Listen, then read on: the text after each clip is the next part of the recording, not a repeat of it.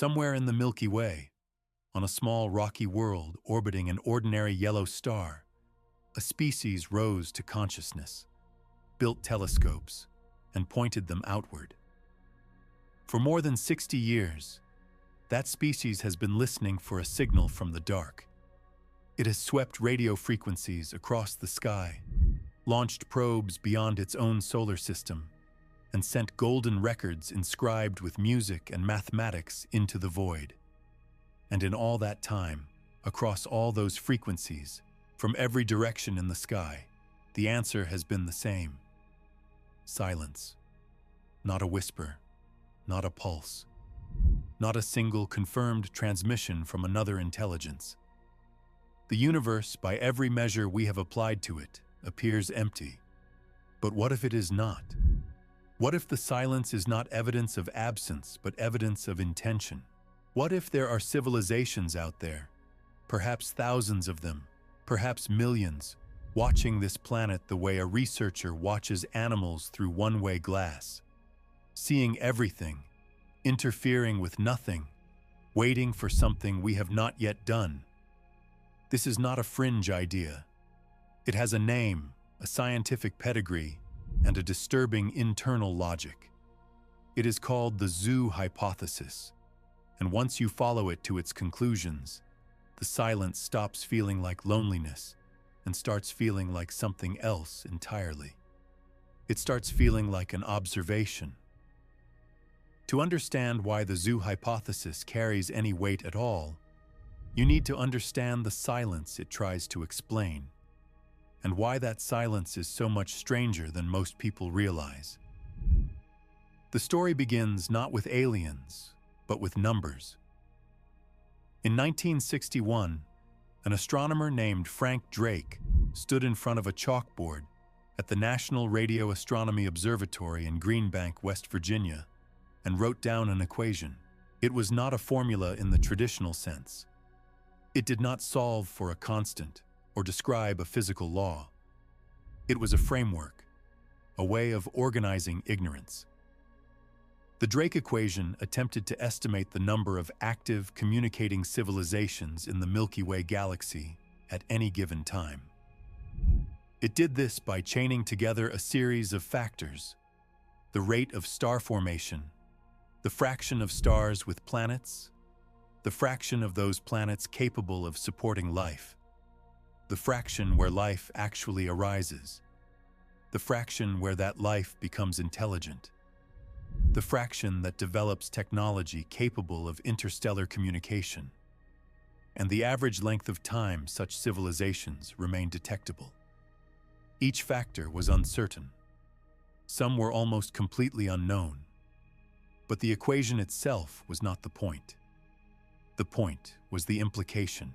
Even if you assigned conservative values to every variable, even if you assumed life was rare, intelligence was rarer, and technological civilizations were the rarest outcome of all, the numbers still suggested that the Milky Way should contain at least a handful of detectable civilizations at any given moment. The galaxy is roughly 100,000 light-years across. It contains somewhere between 100 billion and 400 billion stars. It is over 13 billion years old. Even if intelligent life emerged on only 1 in a billion suitable planets, and even if 99% of those civilizations destroyed themselves before becoming detectable, the sheer scale of the galaxy made total emptiness almost impossible to justify on statistical grounds alone. Drake himself was cautious. He understood the equation's limitations and never claimed to have calculated a definitive answer. But others took the logic further. Carl Sagan, using what he considered reasonable estimates, suggested the galaxy might contain as many as 1 million technological civilizations. Even skeptics who slashed Sagan's numbers by orders of magnitude still arrived at figures in the dozens or hundreds. The galaxy, in other words, should not be quiet. It should be noisy. It should be full of overlapping signals, ancient transmissions, and detectable megastructures. The accumulated evidence of billions of years of cosmic evolution playing out across hundreds of billions of star systems. And yet, when we listen, we hear nothing. When we look, we see nothing that unambiguously points to engineering or intention. The sky is full of stars, but as far as our instruments can tell, it is empty of minds. This is the contradiction that the physicist Enrico Fermi identified in its sharpest form, though the question had been circling scientific discourse for decades before he gave it a name. In the summer of 1950, Fermi was having lunch with colleagues at the Los Alamos National Laboratory in New Mexico.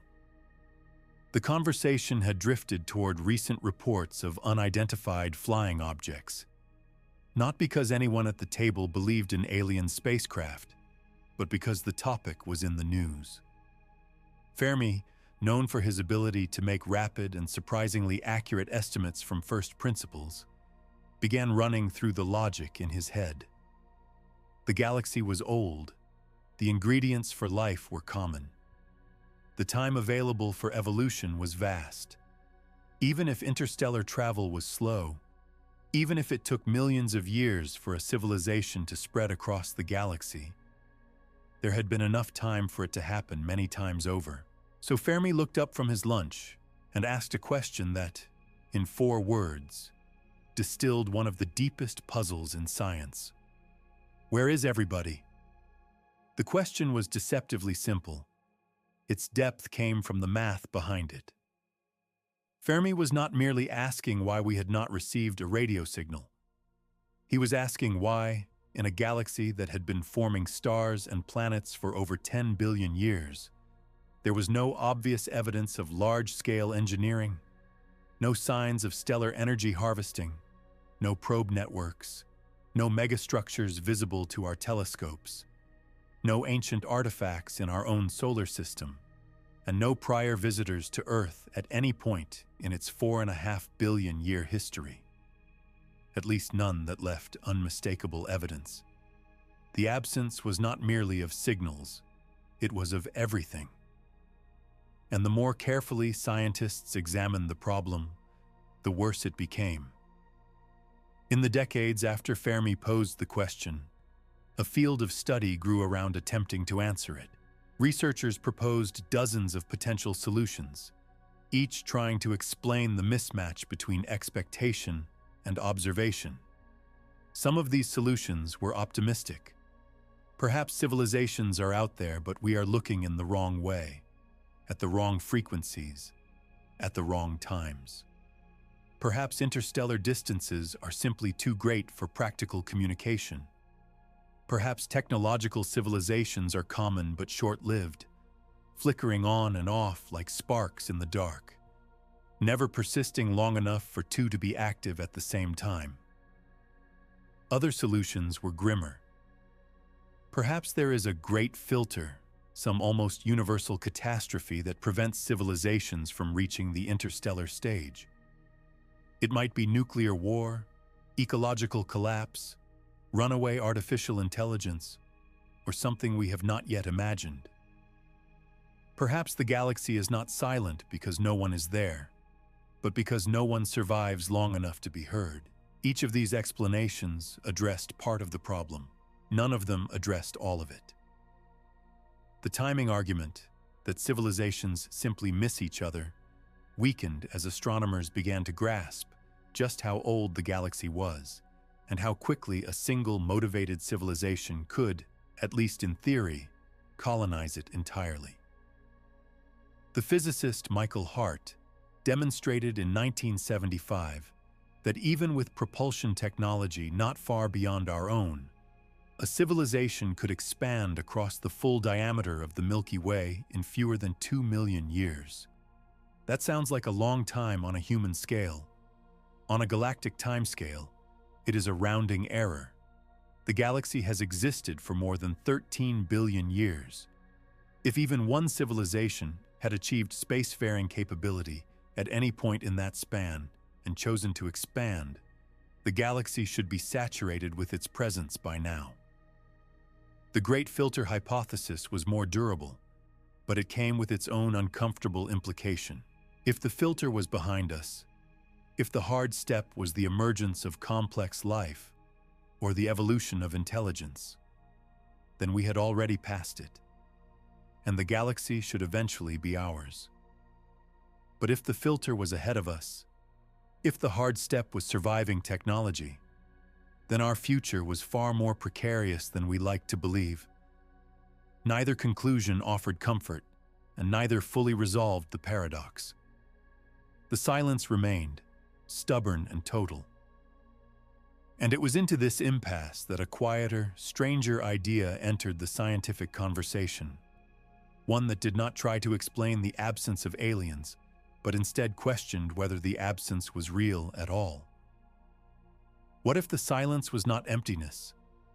What if it was policy? In 1973, the MIT radio astronomer John Ball published a paper in the journal Icarus that proposed something the scientific community had not seriously considered. The paper was short, barely 3 pages, but its argument was precise. Ball suggested that extraterrestrial intelligences might already be aware of Earth and its inhabitants. They might have the capability to contact us or visit us, and they might be choosing deliberately and consistently not to do so. He called this the zoo hypothesis, and the analogy was intentional. Just as humans maintain wildlife preserves where animals live under observation but without interference, a sufficiently advanced civilization, or a coalition of civilizations, might maintain Earth as a kind of protected habitat. Not out of hostility, not out of indifference, but out of a principle analogous to what humans call non-intervention. Ball's reasoning was built on a specific assumption: that any civilization old enough and advanced enough to detect Earth would also be advanced enough to understand the consequences of contact. A species that had survived its own technological adolescence, that had perhaps watched other civilizations rise and fall, would know that premature contact with a less developed world carried risks. Not just risks to the contacted civilization, cultural disruption, technological dependency, loss of independent development, but risks to the project of knowledge itself. An observed species that knows it is being observed behaves differently. Its development becomes contaminated. The data becomes unreliable. The experiment, in a sense, collapses. This was not a mystical argument. Ball framed it in the language of science and observation. He pointed out that humanity itself had begun to recognize the value of non-interference in ecological and anthropological contexts. The development of national parks, the growing ethical consensus against disrupting uncontacted indigenous peoples, the protocols that governed how field biologists interacted with subject populations. All of these reflected a slow, hard-won understanding that observation was most valuable when it was least intrusive. If humanity had begun to grasp this principle after only a few centuries of organized science, it was reasonable to suppose that a civilization with thousands or millions of years of additional experience would have refined it into something far more rigorous. Ball also addressed a key objection head-on. Critics might argue that a zoo hypothesis required an implausible level of coordination, that it demanded not just one civilization behaving this way, but all of them. Every spacefaring intelligence in the galaxy, acting in concert to avoid contact with Earth. Ball acknowledged this difficulty, but pointed out that it was less implausible than it appeared. If the galaxy contained a dominant civilization, or even a small coalition of the oldest and most powerful civilizations, their influence could effectively enforce a non-contact norm. Younger or less powerful civilizations might simply not have the means to violate it. The result would look, from Earth's perspective, exactly like what we observe: total, unbroken silence. The paper did not make headlines. It was not the kind of bold, falsifiable prediction that attracted immediate experimental attention. But it lodged itself into the discourse around the Fermi Paradox and refused to leave.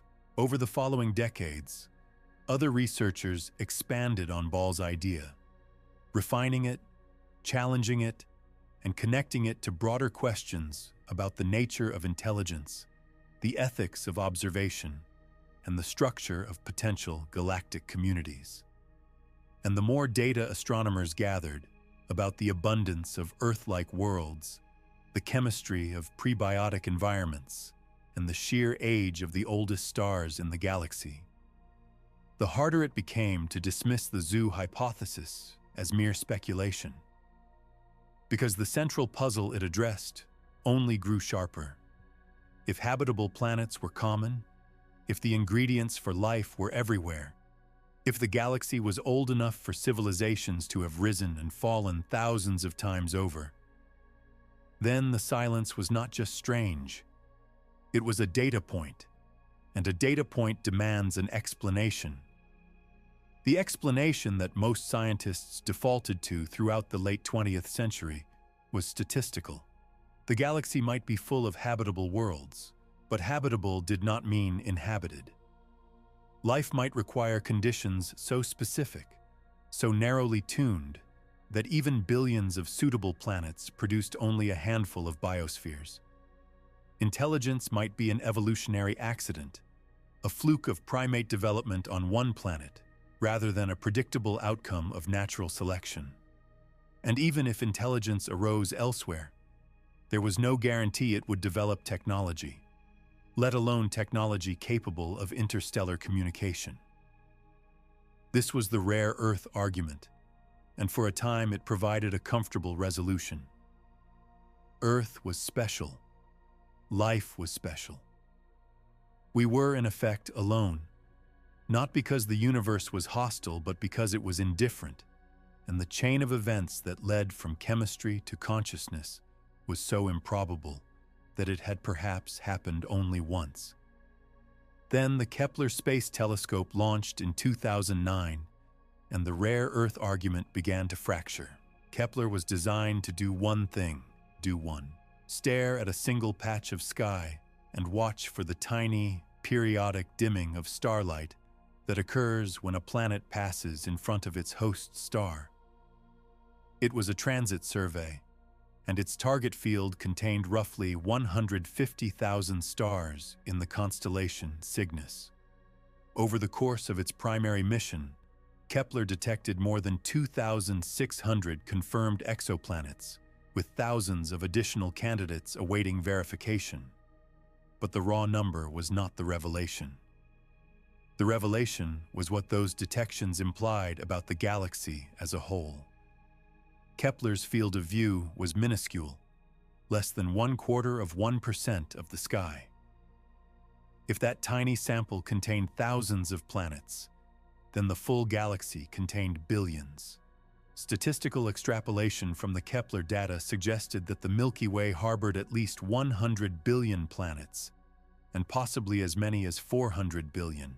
Among those, an estimated 11 billion were rocky, Earth-sized worlds orbiting in the habitable zones of sun-like stars, the orbital region where liquid water could persist on a planetary surface. The Transiting Exoplanet Survey satellite, launched by NASA in 2018, extended these findings across the full sky. Unlike Kepler, which stared at one deep field, TS surveyed nearly the entire celestial sphere, focusing on the nearest and brightest stars.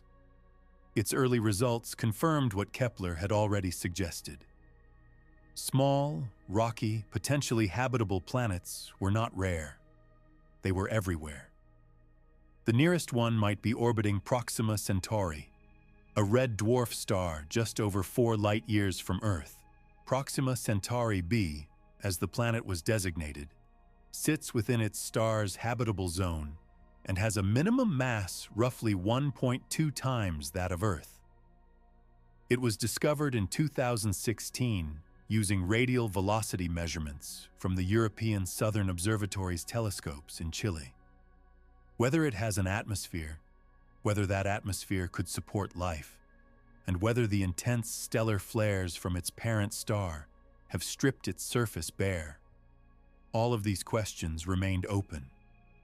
But the simple fact of its existence, so close to us, reinforced a point that was becoming impossible to ignore.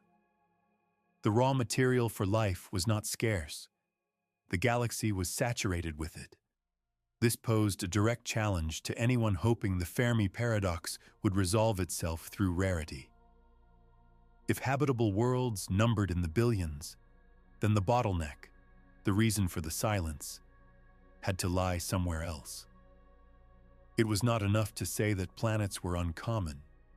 They were common. It was not enough to say that the conditions for life were unusual. Those conditions appeared to be standard. Something else had to account for the gap between what the numbers predicted and what the sky showed. And this is where the zoo hypothesis gained a kind of quiet gravitational pull among certain researchers. Not as a confirmed explanation, but as a hypothesis that became harder to rule out as other explanations lost ground. If the galaxy was full of habitable planets, and if even a small fraction of them developed life, and if even a small fraction of that life developed intelligence, then the absence of contact demanded an active explanation, not a passive one. Silence by scarcity was one kind of answer. Silence by choice was another. And the data were beginning to favor the latter, not because anyone had found evidence of watchers, but because the conditions that would make watchers possible were turning out to be far more common than anyone had expected. The sheer number of planets was only part of the picture. The age distribution of those planets mattered just as much, and in some ways mattered more. The Milky Way began forming stars within a few 100 million years of the Big Bang. The oldest known stellar populations in the galaxy, the metal-poor stars of the galactic halo and the thick disk, are between 10 and 13 billion years old. Planet formation around those earliest stars was likely limited, because the heavy elements needed to build rocky worlds had not yet been produced in sufficient quantities. But by 8 or 9 billion years ago, the galaxy's interstellar medium had been enriched with enough carbon, oxygen, silicon, and iron, products of earlier generations of stellar nucleosynthesis, to form terrestrial planets in abundance. This means that Earth-like worlds could have existed in the Milky Way for at least 4 to 5 billion years before our own solar system even began to coalesce. The Sun formed approximately 4.6 billion years ago from a collapsing cloud of gas and dust. Earth formed shortly after, and the earliest evidence of microbial life on its surface dates to roughly 3.7 billion years ago, possibly earlier. But there are stars in the galaxy that are 2, 3, even 4 billion years older than the Sun. If any of those stars hosted planets where life followed a similar trajectory, then those biospheres had a multi-billion-year head start on ours. The implications of that head start are difficult to overstate without falling into speculation, but certain boundary conditions can be established. Consider that anatomically modern humans have existed for roughly 300,000 years. Organized civilization, defined loosely as agriculture and permanent settlement, is about 12,000 years old. The scientific method is about 400 years old. Radio technology is roughly 130 years old. Spaceflight capability is less than 70 years old. The entire arc from stone tools to interplanetary probes spans an almost negligible fraction of Earth's biological history. Now extend that timeline. A civilization that emerged around a star 2 billion years older than the Sun, and that followed a development trajectory even loosely comparable to humanity's, would have had 2 billion additional years to develop. The gap between such a civilization and our own would be proportionally greater than the gap between modern humans and single-celled organisms. Whatever technologies, capabilities, or frameworks of understanding such a civilization possessed, they would be so far beyond our current comprehension that predicting them would be like asking a bacterium to predict the internet. This asymmetry is central to the zoo hypothesis. Ball's original paper emphasized it explicitly. The hypothesis does not require that aliens are merely more advanced than us. It requires that the gap is so vast that they operate on a level where observing us without detection is trivially easy, and where the decision to refrain from contact is made from a position of essentially unlimited capability. We are not imagining a civilization that is a few decades or even a few centuries ahead of us technologically. We are imagining a civilization for which the entire span of human history, from the first controlled fire to the latest particle accelerator, represents a vanishingly thin sliver of developmental time. A civilization like that would not struggle to remain hidden. Remaining hidden would be the default. Contact would require effort. Silence would not. And the asymmetry did not apply only to technology. It applied to observation itself. One of the quiet revolutions of 21st century astronomy was the realization that Earth had been advertising its presence to the cosmos for far longer than humans had existed. Long before any radio signal leaked from the planet's surface, the atmosphere itself was a beacon. Oxygen began accumulating in Earth's atmosphere roughly 2.4 billion years ago, during the event known as the Great Oxidation. This was driven not by geology but by biology, specifically by cyanobacteria that had evolved oxygenic photosynthesis. The oxygen they produced was a waste product, but its accumulation transformed the planet's atmospheric chemistry in ways that would be detectable across interstellar distances. A sufficiently sensitive spectrograph, aimed at Earth from a star dozens or even hundreds of light years away, could have identified the oxygen signature as anomalous. Oxygen is a reactive gas. On a lifeless world, it would quickly combine with surface minerals and vanish from the atmosphere. Its persistent presence in large quantities is, by itself, a strong biosignature, an indication that something on the planet's surface is actively producing it. But oxygen was only the beginning. Over the following 2 billion years, Earth's atmosphere developed additional layers of biological complexity. Methane, produced by methanogenic archaea, coexisted with oxygen in concentrations that would be chemically unstable without continuous biological replenishment. Ozone, a byproduct of atmospheric oxygen interacting with ultraviolet radiation, formed a stratospheric layer that further altered the planet's spectral fingerprint. Nitrous oxide, dimethyl sulfide, and other trace gases added their own signatures. By the time complex multicellular life appeared, roughly 600 million years ago, Earth's atmosphere was a rich, layered document of biological activity, legible in principle to any civilization with the right instruments and the knowledge to interpret what they saw. The planet was not hiding. It had never been hiding. For billions of years, it had been glowing with the chemical evidence of life, broadcasting its status into the electromagnetic spectrum with every photon that passed through its air. If watchers existed, if any civilization within a few hundred light-years possessed the equivalent of the James Webb Space Telescope or something orders of magnitude more capable, they would not have needed to visit. They would not have needed to send a probe. They would simply have needed to look.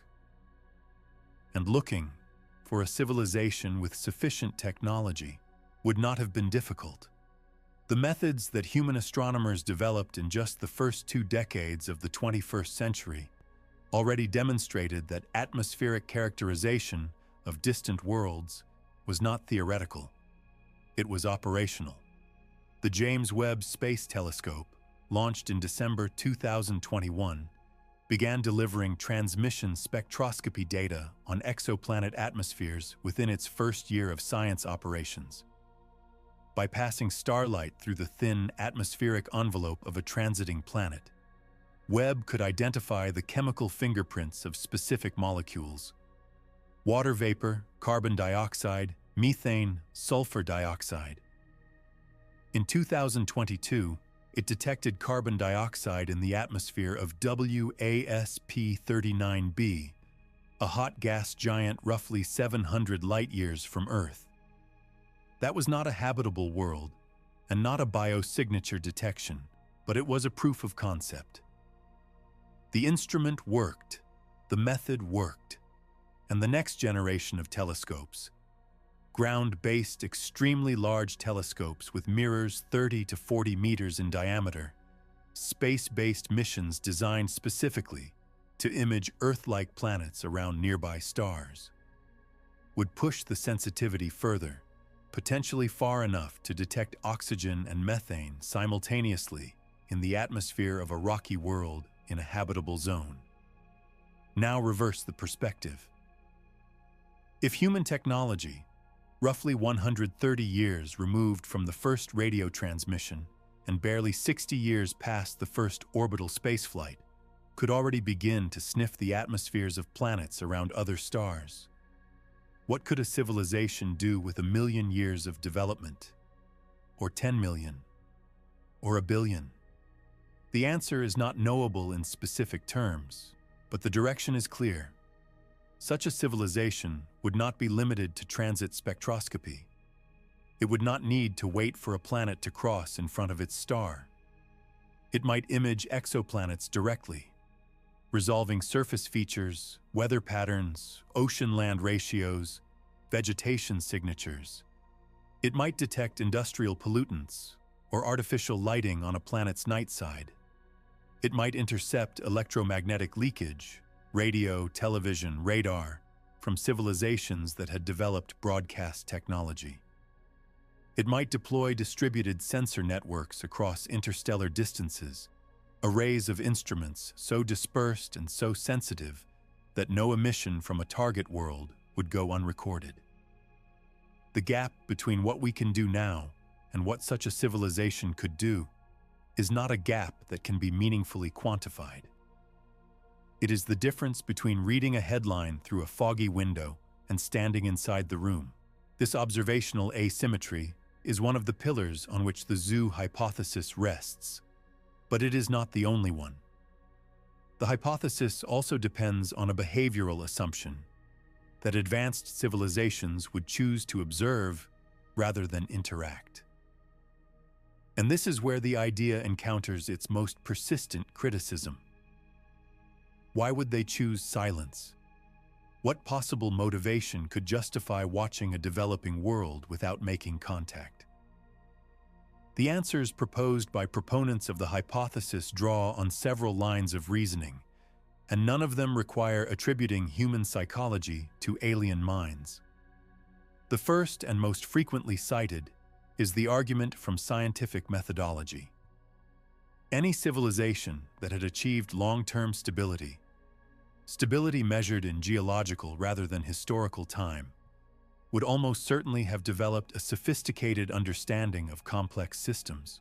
It would know, from its own history or from observing others, that introducing advanced technology or knowledge into a developing civilization produces unpredictable and often destructive cascading effects.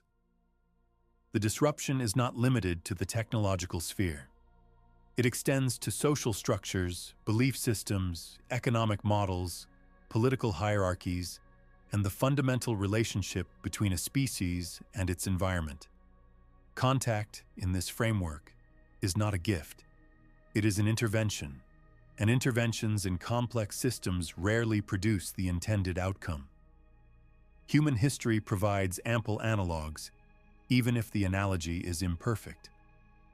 When technologically advanced European civilizations made contact with indigenous populations across the Americas, Australia, and the Pacific Islands, the results were catastrophic, not only through deliberate violence, but through the introduction of diseases, economic systems, and cultural paradigms that shattered existing social structures. The Inca Empire, which had developed sophisticated agricultural terracing, road networks spanning 40,000 kilometers, and a complex administrative system using quipu, knotted string records, was dismantled within a generation of Spanish contact. The population of the Americas is estimated to have fallen by as much as 90% in the century following European arrival, primarily due to epidemic diseases against which indigenous populations had no immunity. These outcomes were not planned as such.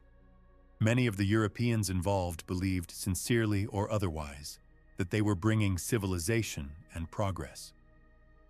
The destruction was a systems-level consequence of asymmetric contact, a collision between civilizations at vastly different points on a developmental curve. A sufficiently advanced extraterrestrial civilization studying this pattern, either in human history or in its own equivalent, might reasonably conclude that the safest policy toward a developing world was non-interference. Not because the developing species was inferior, but because the dynamics of contact between civilizations at radically different levels of capability were inherently destabilizing. The information itself was dangerous. Not the weapons, not the diseases, but the knowledge. The sudden awareness that your species' entire framework for understanding reality was provincial, incomplete, and obsolete. That awareness, delivered prematurely, could paralyze a civilization's intellectual development as effectively as any plague could decimate its population. Why build your own physics when someone has already solved it? Why develop your own ethics when a superior model is available? Why struggle with the hard questions when the answers are being handed to you? The struggle, from the perspective of an observer civilization, might be the entire point. A species that solves its own problems develops differently, more robustly, more independently, more resiliently, than one that receives solutions from outside. The second line of reasoning is more pragmatic and less philosophical. It concerns the preservation of data integrity. If the zoo hypothesis is correct, and if advanced civilizations regard developing worlds as subjects of long-term study, then contact would contaminate the very phenomenon they are trying to understand. This is not an exotic concept. It is the foundation of observational science on Earth. Field biologists who study animal behavior in natural habitats go to extraordinary lengths to avoid altering their subjects' behavior. Jane Goodall's early chimpanzee research at Gombe Stream was criticized precisely because her practice of provisioning, providing bananas to attract the chimpanzees to her observation post, altered the social dynamics of the groups she was studying.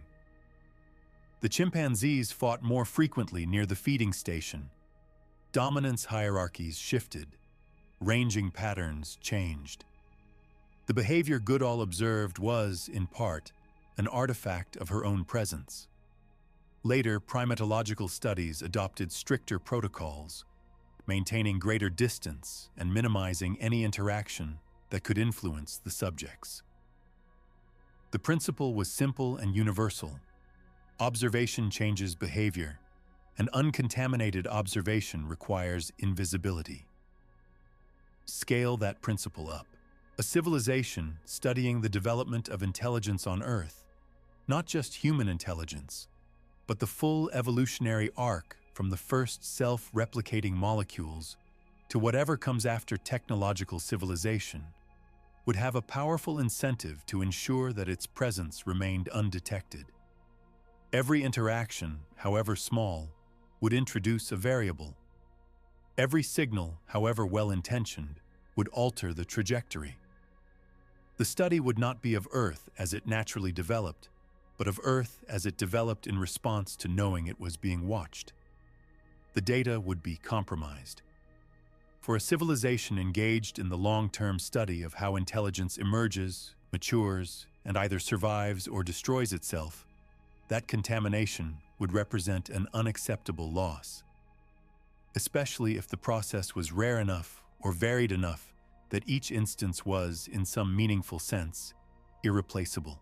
This connects to a third argument, one that is less frequently discussed, but arguably the most compelling. It is the argument from galactic governance. The zoo hypothesis does not strictly require that every spacefaring civilization in the galaxy independently arrives at the same non-contact policy. It requires only that the policy is effectively enforced, and effective enforcement could be achieved by a relatively small number of actors, provided they were sufficiently powerful and sufficiently motivated. Consider the structure of the galaxy from a temporal perspective. The oldest stellar populations are concentrated in the galactic bulge and the thick disk. If technological civilizations arose preferentially around older stars, and there are reasons to think they might, since older stars have had more time for planetary evolution, then the first spacefaring civilizations in the Milky Way likely emerged billions of years before our sun even formed. Those first movers would have had an essentially unchallenged window in which to expand, explore, and establish whatever norms they deemed appropriate. By the time younger civilizations like humanity appeared, the framework would already be in place, the rules would already be written, and the enforcers would be so far ahead, technologically and perhaps cognitively, that compliance would not be optional. This is not as speculative as it might sound.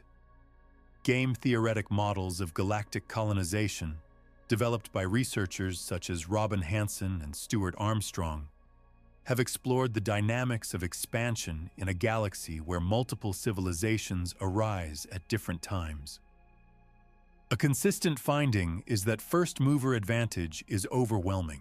A civilization that begins expanding even a few million years before its nearest competitor can claim a vastly disproportionate share of the galaxy's resources and territory. If such a civilization, or a coalition of the earliest civilizations, decided that non-interference with developing worlds was a foundational policy, later civilizations would have little practical ability to violate it, even if they disagreed. The enforcers would not need to patrol every star system. They would simply need to be known, and their capabilities would need to be understood. The zoo, in this model, would not be maintained by walls or barriers. It would be maintained by consensus, backed by the implicit authority of civilizations so old and so powerful that defiance would be pointless.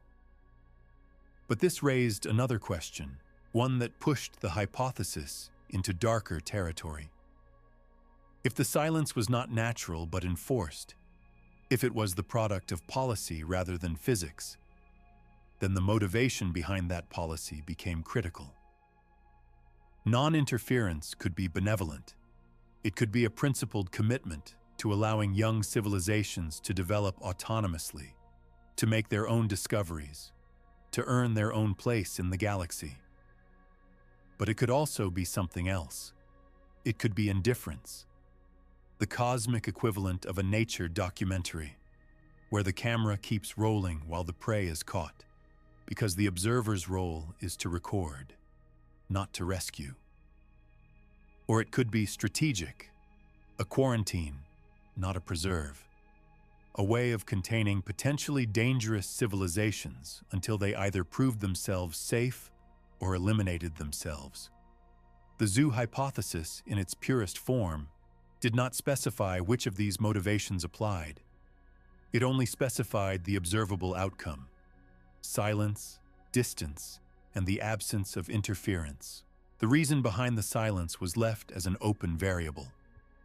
And that openness was precisely what made the hypothesis both powerful and unsettling, because it fit the data regardless of whether the watchers were kind. The question of motive led some theorists in a very different direction, one that did not assume benevolence at all. In 2008, the Chinese science fiction writer Liu Cixin published the first volume of a trilogy that would become one of the most influential works of speculative fiction in the 21st century. The Three-Body Problem and its sequels The Dark Forest and Death's End presented a vision of the cosmos that inverted the zoo hypothesis entirely. In Liu's framework, the universe was not a zoo, it was a dark forest. Every civilization was a hunter, moving silently through the trees, and the cardinal rule of survival was simple: never reveal your position. Because any civilization that detected another faced an inescapable strategic dilemma. You could not know the other civilization's intentions. You could not know its capabilities. You could not know whether it would be friendly or hostile, cooperative or predatory. And the cost of guessing wrong was extinction. The only rational response, in a universe where the speed of light imposed communication delays of years or centuries, was to destroy any civilization you detected before it could detect and destroy you. Silence, in the dark forest model, was not a policy of restraint. It was a survival strategy. Civilizations that advertised their existence were civilizations that died. Liu's dark forest hypothesis was fiction, but the logic behind it drew on real game theory, specifically on a variant of the prisoner's dilemma applied to interstellar scales. The key parameters were uncertainty and irreversibility. In a terrestrial prisoner's dilemma, the stakes are finite and the game can be repeated. Two nations that misread each other's intentions can negotiate, back down, or recover from a conflict.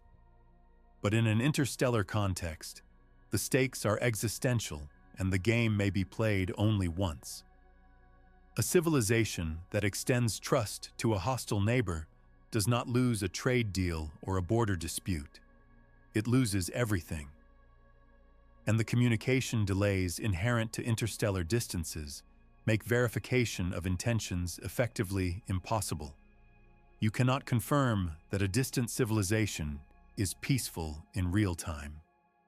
By the time you have enough information to be confident, the other civilization has had centuries or millennia to develop weapons you cannot anticipate. The rational move under these conditions is preemptive silence or preemptive strikes. The dark forest remains dark because every hunter knows that lighting a fire means becoming a target. This was a genuinely different model of cosmic silence, and it posed a direct challenge to the zoo hypothesis. Where the zoo hypothesis assumed that advanced civilizations were restrained, bound by ethics, scientific principle, or mutual agreement, the dark forest assumed they were terrified. Both models explained the same observation. Both were internally consistent, and both were, with current technology, essentially untestable. But there were important structural differences between them that made each more or less plausible depending on what assumptions you were willing to accept. The dark forest model had the advantage of requiring no coordination. Each civilization adopted silence independently because the logic of self-preservation demanded it. No galactic governance was needed, no shared ethics, no enforcement mechanism. Fear was sufficient, but it had a significant weakness. It predicted not just silence, but active destruction. If civilizations routinely eliminated each other upon detection, the galaxy should show evidence of that violence. Gamma-ray bursts correlated with star systems, anomalous stellar disappearances, regions of space conspicuously devoid of certain types of stars. No such evidence had been found. The galaxy did not look like a war zone. It looked serene. That serenity was harder to reconcile with universal predation than with universal restraint. The zoo hypothesis, by contrast, required coordination, but predicted exactly the kind of silence we observed. Complete, uniform, and unmarked by violence. Its weakness was the coordination problem itself. Could a non-contact policy really be maintained across an entire galaxy, across billions of years, by every civilization that had ever achieved spacefaring capability? The answer depended on assumptions about the distribution and sociology of advanced civilizations that were fundamentally unknowable from our current vantage point. But the first-mover argument offered at least a plausible mechanism. If the galaxy's earliest civilizations had established non-contact as a norm before most subsequent civilizations even arose, the policy would not need to be independently reinvented by each new species. It would simply be the existing order of things, as natural and unquestioned as the background radiation. There was also a hybrid position that borrowed elements from both models. Perhaps the galaxy contained a mix of civilizations, some benevolent, some indifferent, some hostile. And the silence was maintained not by universal agreement, but by the dominance of one faction over the others. The benevolent or cautious civilizations, having arisen first and expanded furthest, might actively suppress contact attempts by younger, more reckless species. In this model, the zoo was not maintained by consensus, but by force. A galactic quarantine enforced by the oldest players for reasons that might be protective, self-interested, or both. A younger civilization that decided to broadcast its presence would be silenced, not by the laws of physics, but by the intervention of those who had decided long ago that the forest should remain quiet. This brought the discussion back to a question that had been lurking beneath the surface of the zoo hypothesis since Ball first proposed it. Was there any way to test it? Could any observation, any measurement, any detection distinguish between a universe that was genuinely empty and a universe that was deliberately hiding? The honest answer, as of the early 21st century, was almost certainly not. The zoo hypothesis was, by design, an explanation for the absence of evidence. It predicted that we would see exactly what we saw: nothing. And an explanation that predicts no observable consequences is, in the strict Popperian sense, unfalsifiable. This was the most common criticism leveled against it by working scientists. It was not that the idea was implausible, it was that it was untestable. It occupied the same epistemological category as the claim that the universe was created 5 minutes ago with all memories and physical evidence intact. You could not prove it wrong, which meant, in practical scientific terms, that you could not prove it right either. But some researchers pushed back against this dismissal, arguing that unfalsifiability was a spectrum rather than a binary condition. The zoo hypothesis might not be directly testable, but it made certain predictions that were at least indirectly accessible. For instance, it predicted that the galaxy should contain a large number of habitable, life-bearing worlds. Because the hypothesis only made sense if the conditions for the emergence of intelligence were common enough that multiple civilizations existed to enforce the policy. As observations from Kepler, TESS, and the James Webb Space Telescope continued to confirm the abundance of potentially habitable planets, this prediction was increasingly consistent with the data. The hypothesis also predicted that we should find no unambiguous evidence of extraterrestrial intelligence despite extensive searching, which was, in fact, exactly what 60-plus years of SETI had produced. These were weak confirmations, consistent with many other explanations, but they were not nothing. They placed the zoo hypothesis within a framework of observations rather than entirely outside it. More interestingly, some researchers argued that the zoo hypothesis made a specific prediction about the kind of anomalies we should expect to find, or almost find.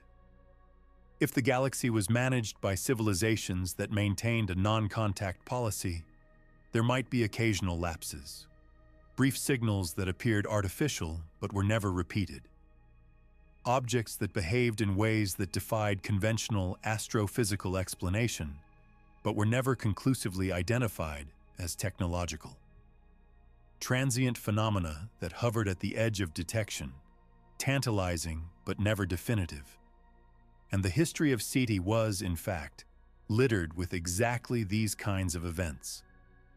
The most famous was the WOW signal, detected on August 15, 1977, by the Big Ear radio telescope at Ohio State University. Astronomer Jerry Amon was reviewing printouts of the telescope's data when he noticed a narrow band signal at the 1420 MHz hydrogen line that was so anomalous, so far above the background noise, that he circled it on the printout and wrote the word "wow" in the margin. The signal lasted 72 seconds, the maximum duration for a source passing through Big Ear's fixed beam, and displayed all the characteristics expected of a genuine extraterrestrial transmission. It was narrow-band, meaning it occupied a very tight frequency range, unlike natural astrophysical sources, which tend to emit across a broad spectrum. It was at the hydrogen line frequency, which SETI researchers had long theorized would be a logical choice for interstellar communication, because hydrogen is the most abundant element in the universe, and its emission frequency is universally known to any civilization with basic radio astronomy. In 2015, astronomer Tabitha Boyajian and her colleagues published a paper describing the bizarre light curve of KIC 8462852, a star roughly 1,400 light-years from Earth in the constellation Cygnus.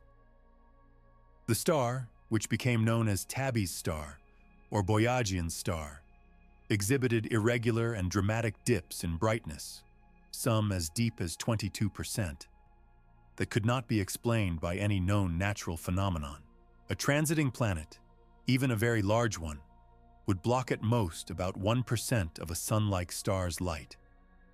Cometary swarms, dust clouds, and planetary debris were proposed as explanations, but none fit all the observed data cleanly.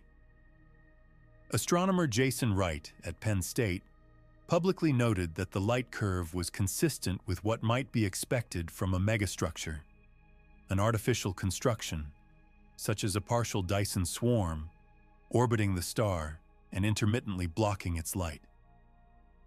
Wright was careful to frame this as a hypothesis of last resort, to be considered only after natural explanations had been exhausted. But the suggestion attracted enormous attention, both within the scientific community and in the public sphere. Subsequent observations offered partial explanations. Data from multiple wavelengths suggested that the dimming was chromatic, meaning it affected shorter wavelengths more than longer ones, which was consistent with fine dust rather than an opaque, solid structure. But the source and behavior of that dust remained unexplained. Tabby's star, like the WOW signal, settled into a category of phenomena that were probably natural, but not conclusively so. And that ambiguity, that persistent residue of the unexplained, was precisely what one might expect in a galaxy where the silence was maintained, but not perfectly. Where the watchers were careful, but not infallible.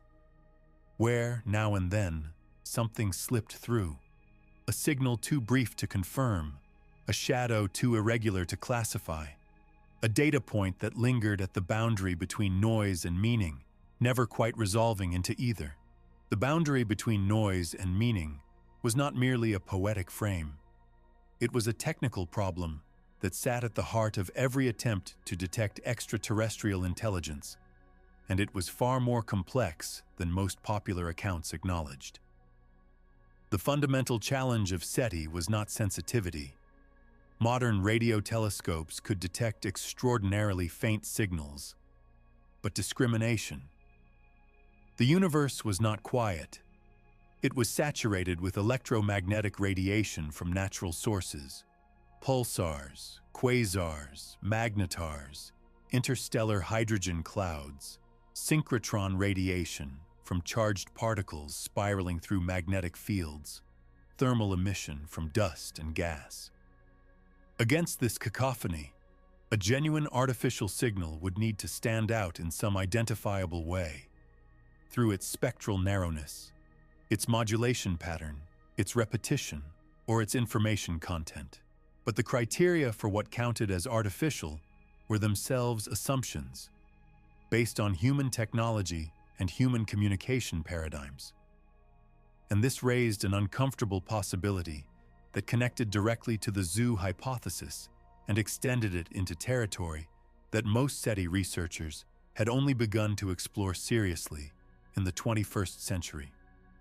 The possibility was this: that we might already be immersed in artificial signals and not recognize them as such. Not because we lacked the instruments to detect them, but because we lacked the conceptual framework to interpret them. Information theory, the mathematical discipline founded by Claude Shannon in 1948, established that the most efficiently encoded information is indistinguishable from random noise to any receiver that does not possess the decoding key. This is not a marginal result.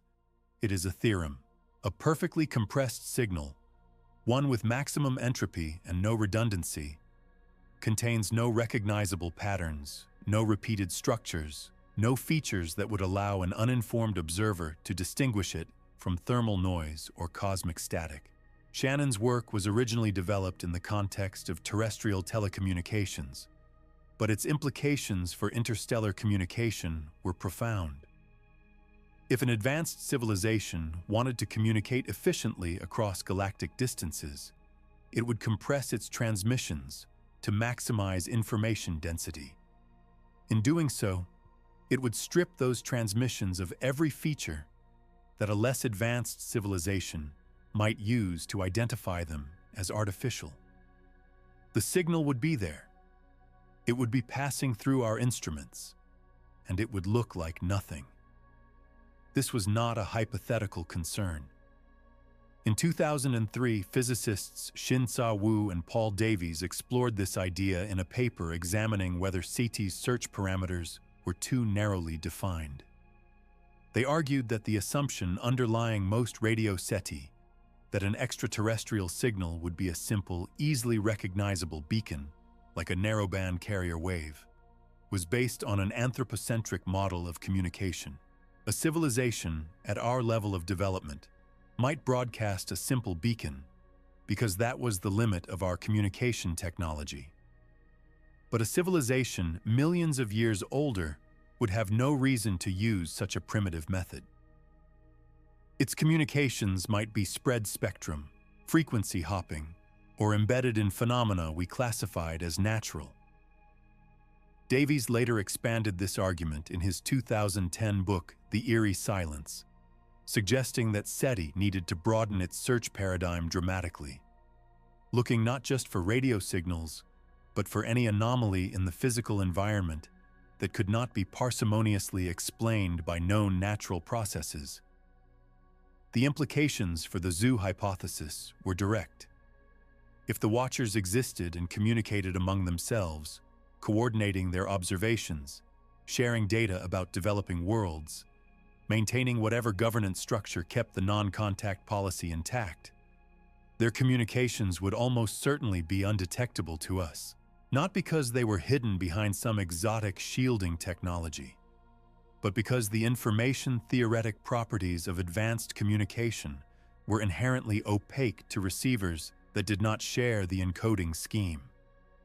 We would not need to invoke cloaking devices or stealth technology.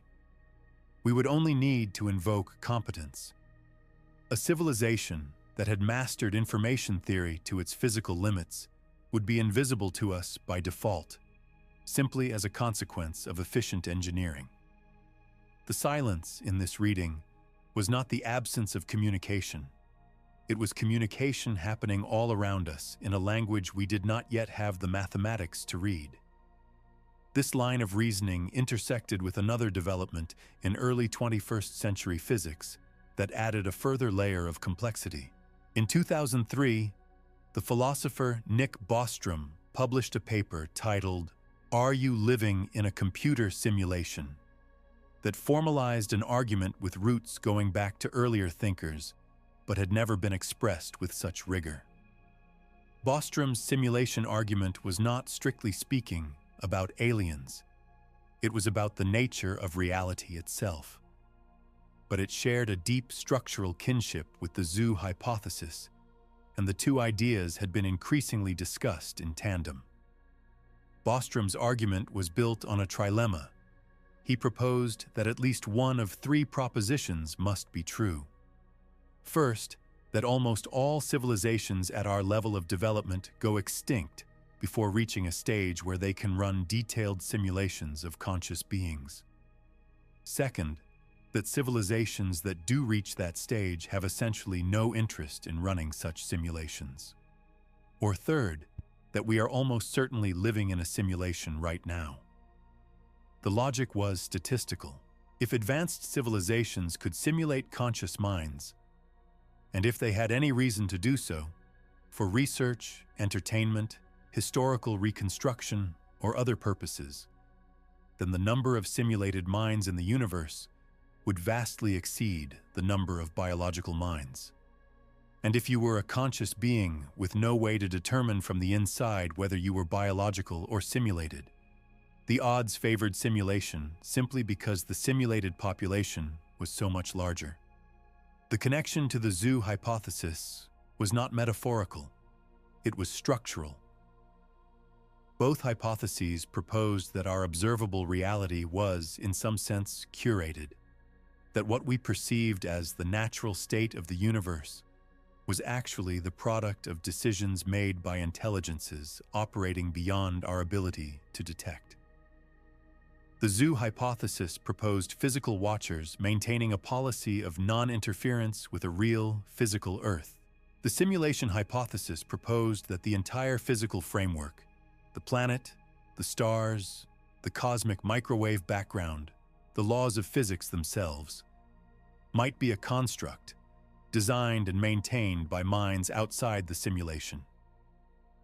In both cases, the silence was explained not by the absence of intelligence, but by the architecture of the system in which we existed. We could not detect the watchers because the system was designed so that we would not. This was the planetarium hypothesis, a variant proposed by the astronomer Stephen Baxter in 2001. Baxter suggested that rather than simply refraining from contact, advanced civilizations might have constructed an artificial environment around Earth, or around the solar system, or around a larger volume of space that presented a convincing illusion of an empty universe. The stars we observed, the galaxies, the cosmic microwave background, all of it might be a projection, a planetarium designed to give the inhabitants the experience of living in a cosmos devoid of other intelligence. The motivation could be identical to that of the zoo hypothesis, protecting developing civilizations from premature contact. But the method was more thorough. Rather than merely avoiding communication, the planetarium builders had engineered an environment in which the very question of extraterrestrial life appeared, from the inside, to have a negative answer. Baxter's proposal was, by any conventional scientific standard, extreme. It required engineering on a scale that dwarfed even the most ambitious megastructure concepts, such as Dyson spheres or stellar engines. It required the simulation or projection of an entire observable universe, complete with self-consistent physics, deep cosmological history, and an electromagnetic spectrum that matched theoretical predictions derived from within the simulation itself. The energy and computational requirements were, by any metric available to human science, incomprehensible. But that was precisely the point that proponents made. We were not evaluating what was possible by human standards. We were evaluating what might be possible for a civilization billions of years older than ours. And the history of human technological development suggested that the gap between impossible and trivial could be crossed with alarming speed. Powered flight was achieved in 1903. 66 years later, humans walked on the moon. The transistor was invented in 1947. 75 years later, a single chip contained tens of billions of transistors. Extrapolating these curves over millions or billions of years was an exercise in vertigo, but it underlined a methodological point. Dismissing a capability as impossible simply because it exceeded current human technology was not a scientific argument. It was an argument from ignorance.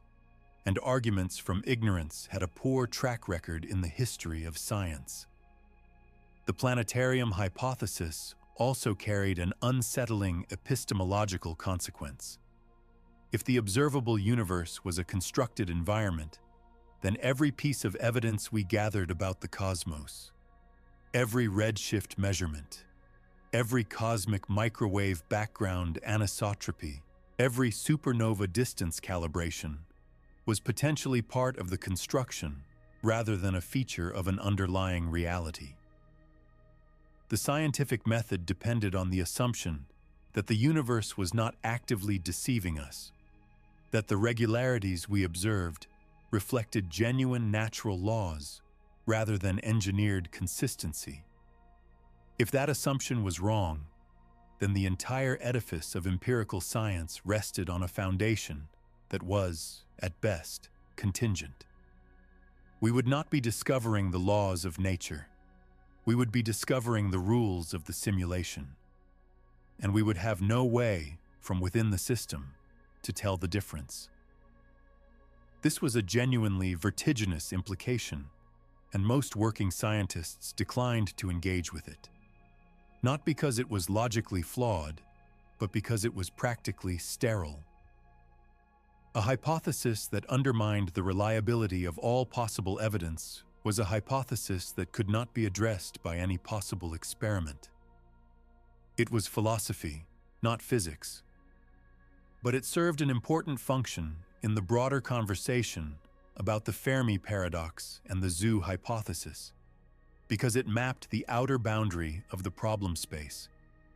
It showed just how far the logic of non-detection could be pushed. The zoo hypothesis, in its original form, was modest. Aliens were watching but not interfering. The planetarium hypothesis was its maximalist extension. The entire environment was engineered to prevent us from even asking the right questions. Between those two endpoints lay a spectrum of possibilities, each defined by the degree of intervention required and the degree of deception involved. And somewhere on that spectrum, the actual state of affairs, if any version of these hypotheses was correct, presumably resided. The silence might be shallow, the product of a simple policy of radio quiet.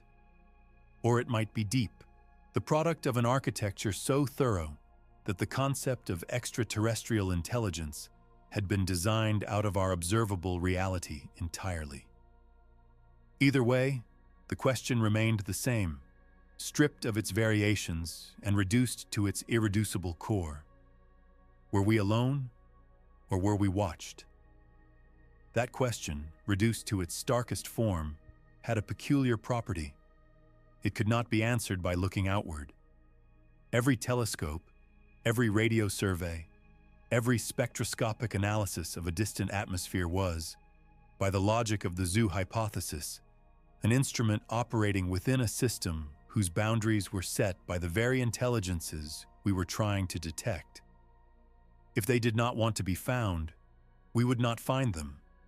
Not because our instruments were inadequate, but because the search itself was contained. This realization pushed a subset of researchers toward an approach that seemed, at first glance, counterintuitive.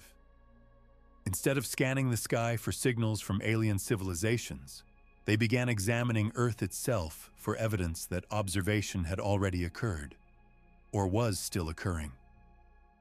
The idea was not as eccentric as it sounded. If an advanced civilization had been monitoring Earth for any significant period of time, And if that monitoring involved physical instrumentation rather than purely remote sensing, then there might be artifacts. Not necessarily on the surface, where geological and biological processes would have erased most traces over millions of years, but in more stable environments. The lunar surface, the Lagrange points of the Earth-Sun or Earth-Moon systems, or even in orbits around Earth that were stable over long timescales.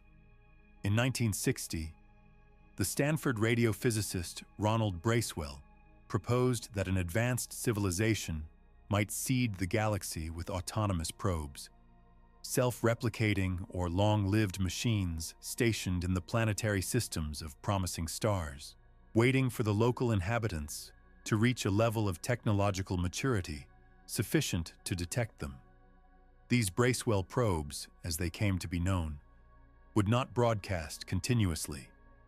They would listen, and when they detected signs of a technologically active civilization, radio transmissions, for instance, they would initiate contact. The concept was elegant because it solved several problems simultaneously. It did not require faster-than-light travel. It did not require a civilization to maintain an active communication network across thousands of light years. It required only that the probes be durable and patient. A civilization that launched a wave of Bracewell probes even a few million years ago could have seeded every star system in the galaxy by now, assuming the probes traveled at even a small fraction of the speed of light. And once in place, the probes would be extraordinarily difficult to detect. A probe the size of a small automobile, parked in a stable orbit at the Earth-Sun L4 or L5 Lagrange point, would be virtually invisible to current telescopes. These points, which trail and lead Earth in its orbit by 60 degrees, are gravitationally stable. Objects placed there tend to remain there indefinitely, requiring no fuel or active station keeping. They are also cluttered with dust and small asteroids, which would make identifying an artificial object among them a formidable observational challenge. In 2012, a team at Penn State led by Jacob Haq Misra and Ravi Kopparapu published a paper examining whether existing surveys of the solar system were sufficient to rule out the presence of non-terrestrial artifacts. Their conclusion was sobering. The answer was no. Despite decades of planetary exploration, the solar system had been surveyed only partially. The surfaces of the Moon and Mars had been imaged at high resolution over significant fractions of their area. But much of the asteroid belt, the outer solar system, and even certain regions of near-Earth space had never been examined at the level of detail needed to identify a small artificial object. The lunar far side, which faces permanently away from Earth, had been imaged by orbiting spacecraft, but not at resolutions that would reveal anything smaller than a few meters across. The ocean floors of Earth itself, covering more than 70% of the planet's surface, remained less thoroughly mapped than the surface of Mars. The researchers were not claiming that alien artifacts existed in these locations. They were pointing out that the claim that no such artifacts existed was not supported by the observational data. We had not looked carefully enough to make that assertion. This gap in observational coverage took on new relevance in October 2017, when an object designated Oumuamua, a Hawaiian word meaning scout or messenger, was detected by the Pan-STARRS telescope in Hawaii as it passed through the inner solar system. Oumuamua was the first confirmed interstellar object ever observed in our solar system, meaning it had originated outside the Sun's gravitational domain and was merely passing through. Its discovery was, in itself, a milestone. But it was the object's physical properties that ignited a firestorm of scientific debate. Oumuamua was small, estimated at roughly 100 to 1,000 meters in length, and it was tumbling, rotating on multiple axes as it traveled. It was highly elongated, with an aspect ratio of at least 6:1, making it far more stretched than any known asteroid or comet. It was unusually reflective for its size, and most provocatively, it exhibited a non-gravitational acceleration, a slight but measurable deviation from the trajectory predicted by the Sun's gravity alone, as it departed the inner solar system. For most interstellar objects, such an acceleration would be attributed to outgassing, the release of volatile materials, like water ice or carbon dioxide, as the object was heated by its proximity to the Sun. This is the mechanism that produces the tails of comets, and it imparts a small but detectable thrust. But Oumuamua showed no visible coma, no tail, no spectroscopic evidence of outgassing. Whatever was pushing it, it was not behaving like a conventional comet. Several natural explanations were proposed. One suggested that Oumuamua was composed of molecular hydrogen ice, which would sublimate invisibly and could provide the observed acceleration without a detectable coma. Another proposed that it was a fragment of a nitrogen ice body, similar to the surface of Pluto, broken off in a collision in its home system. These explanations were physically plausible, but required the object to be made of materials that were unusual, and in some cases, difficult to reconcile with its other observed properties. Then, in late 2018, the Harvard astronomer Avi Loeb and his postdoctoral researcher Shmuel Bialy published a paper in the astrophysical journal Letters proposing an alternative explanation. They suggested that Oumuamua's non-gravitational acceleration could be explained if the object was a light sail, a thin, flat surface propelled by the pressure of solar radiation. A light sail with the right area-to-mass ratio would experience exactly the kind of gentle, non-gravitational push that had been observed. The shape was consistent. An extremely thin, flat object viewed at an angle would appear elongated. The absence of outgassing was consistent. A light sail would not produce volatiles. The high reflectivity was consistent. A sail would need to be reflective to function. Loeb was careful to frame the proposal as a hypothesis, not a conclusion, but he was also explicit about its implication. If Oumuamua was a light sail, it was not natural. It was a piece of technology, either operational debris or, more provocatively, a probe. The scientific community's response was sharply divided. Many astrophysicists dismissed the light sail hypothesis as premature, arguing that exotic natural explanations should be exhausted before artificial ones were entertained. Others acknowledged that the hypothesis was not inherently unscientific. It was testable in principle if a similar object were detected in the future and observed more thoroughly. Loeb himself became a polarizing figure, arguing in subsequent publications and public appearances that the scientific establishment's reflexive resistance to considering artificial explanations was itself a form of bias. He founded the Galileo Project in 2021, an initiative based at Harvard specifically designed to search for physical evidence of extraterrestrial technological artifacts, using systematic telescope surveys and standardized data analysis protocols. Whether Oumuamua was a natural object or an artificial one remained unresolved. It left the solar system too quickly for follow-up observations, and by the time the debate reached full intensity, the object was already beyond the reach of any existing telescope. But the episode was significant for reasons that went beyond Oumuamua itself. It demonstrated that the boundary between natural and artificial in the context of interstellar objects was far more ambiguous than most scientists had assumed. It revealed that the default assumption in astronomy, that every observed phenomenon should be assigned a natural explanation until no natural explanation remained, could function as a cognitive bias when applied to phenomena that might, in principle, be artificial. And it showed that the kind of evidence the zoo hypothesis predicted, ambiguous, transient, never quite conclusive, was not merely a theoretical category. It was appearing in real data, forcing real scientists to confront questions they had previously been content to leave to philosophers and science fiction writers. The connection to the zoo hypothesis was not lost on those who took the idea seriously.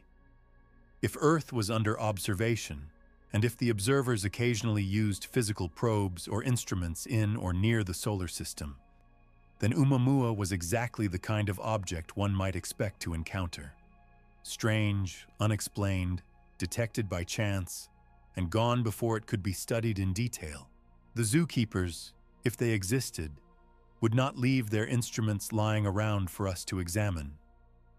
But they might not be able to prevent every object from being noticed, especially if the solar system was a busy place, with probes entering and exiting over timescales far longer than the few decades during which humanity had possessed the technology to detect them.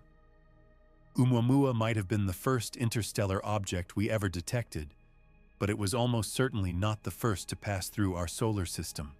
Estimates based on its detection rate suggested that there could be thousands of interstellar objects of similar size passing through the solar system at any given time, most of them too faint and too fast to be spotted by current surveys. The sky was not empty. It was full of visitors, and we had only just begun to notice them. The realization that our solar system was permeable, that objects from interstellar space routinely passed through it undetected, shifted the terms of the conversation in subtle but important ways.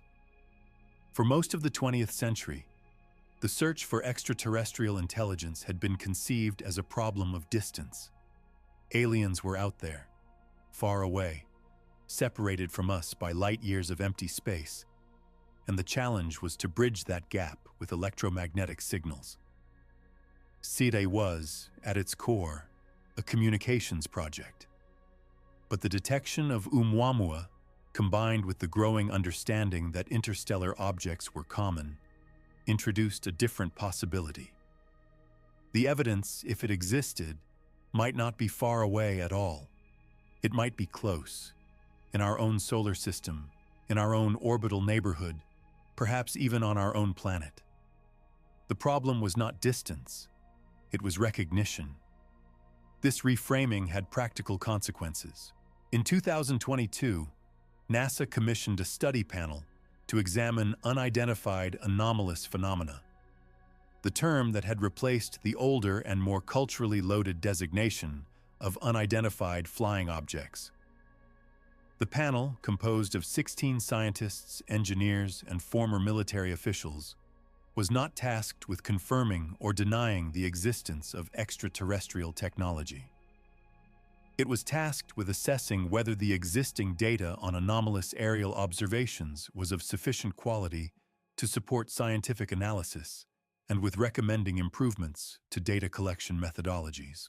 The panel's report, released in September 2023, concluded that the vast majority of reported anomalous sightings could be attributed to known phenomena: aircraft, drones, satellites, atmospheric effects, sensor artifacts.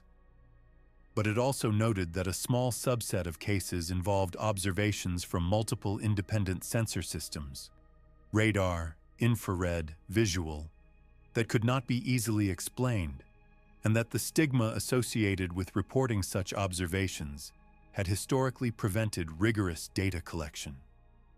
The panel recommended that NASA take an active role in coordinating the scientific study of anomalous phenomena, and the agency responded by appointing its first director of research into unidentified anomalous phenomena, Mark McInerney.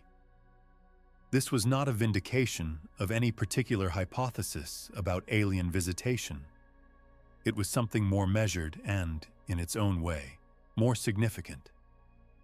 It was an institutional acknowledgement that the question of non-human technology in Earth's environment was a legitimate scientific question, one that deserved systematic investigation rather than reflexive dismissal.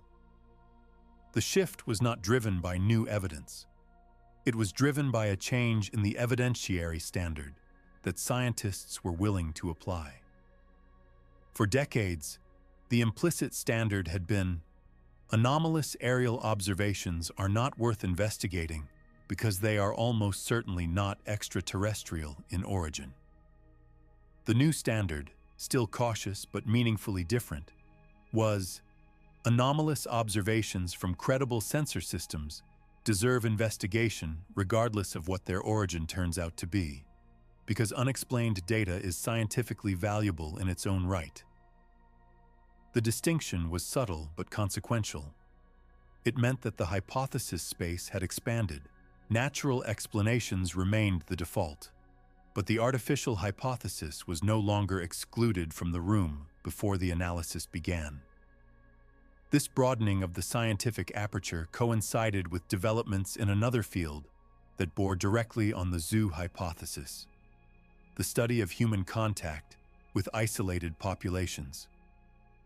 Throughout the 20th and into the 21st century, a small number of human communities on Earth remained uncontacted by the wider world. The most well-documented cases were in the Amazon basin, particularly in Brazil and Peru, and on North Sentinel Island in the Andaman Sea. These groups had either actively resisted contact or had simply never been reached by representatives of industrialized civilization. Their existence posed ethical and practical questions that mirrored, in miniature, the dilemmas at the heart of the zoo hypothesis. Should contact be initiated? What were the risks? Who had the right to decide? And what did it mean to observe a community without its knowledge or consent? The case of North Sentinel Island was particularly instructive. The Sentinelese, a population estimated at between 50 and 200 individuals, had inhabited the island for an estimated 60,000 years. They were among the most isolated human populations on Earth. Every known attempt at contact, by the British colonial administration in the 19th century, by Indian government expeditions in the 20th, and by individual trespassers in the 21st, had been met with hostility, typically in the form of arrow volleys aimed at approaching boats or helicopters. In 2018, an American missionary named John Allen Chow was killed by the Sentinelals after repeatedly attempting to reach the island by canoe. Following this incident, and in keeping with policies that had been evolving for decades, the Indian government reaffirmed its prohibition on approaching the island, effectively maintaining a non-contact policy enforced by law and backed by naval patrols. The rationale for this policy was explicitly protective. The Sentinelese had no immunity to common diseases carried by outsiders. Contact with even a small number of individuals could introduce pathogens, influenza, measles, tuberculosis, capable of decimating the population. The precedent was well established. When British colonial officer Maurice Vidal Portman forcibly abducted several Sentinelese in 1880, the captives quickly became ill. The adults died. The children, also sick, were returned to the island, likely carrying infections with them.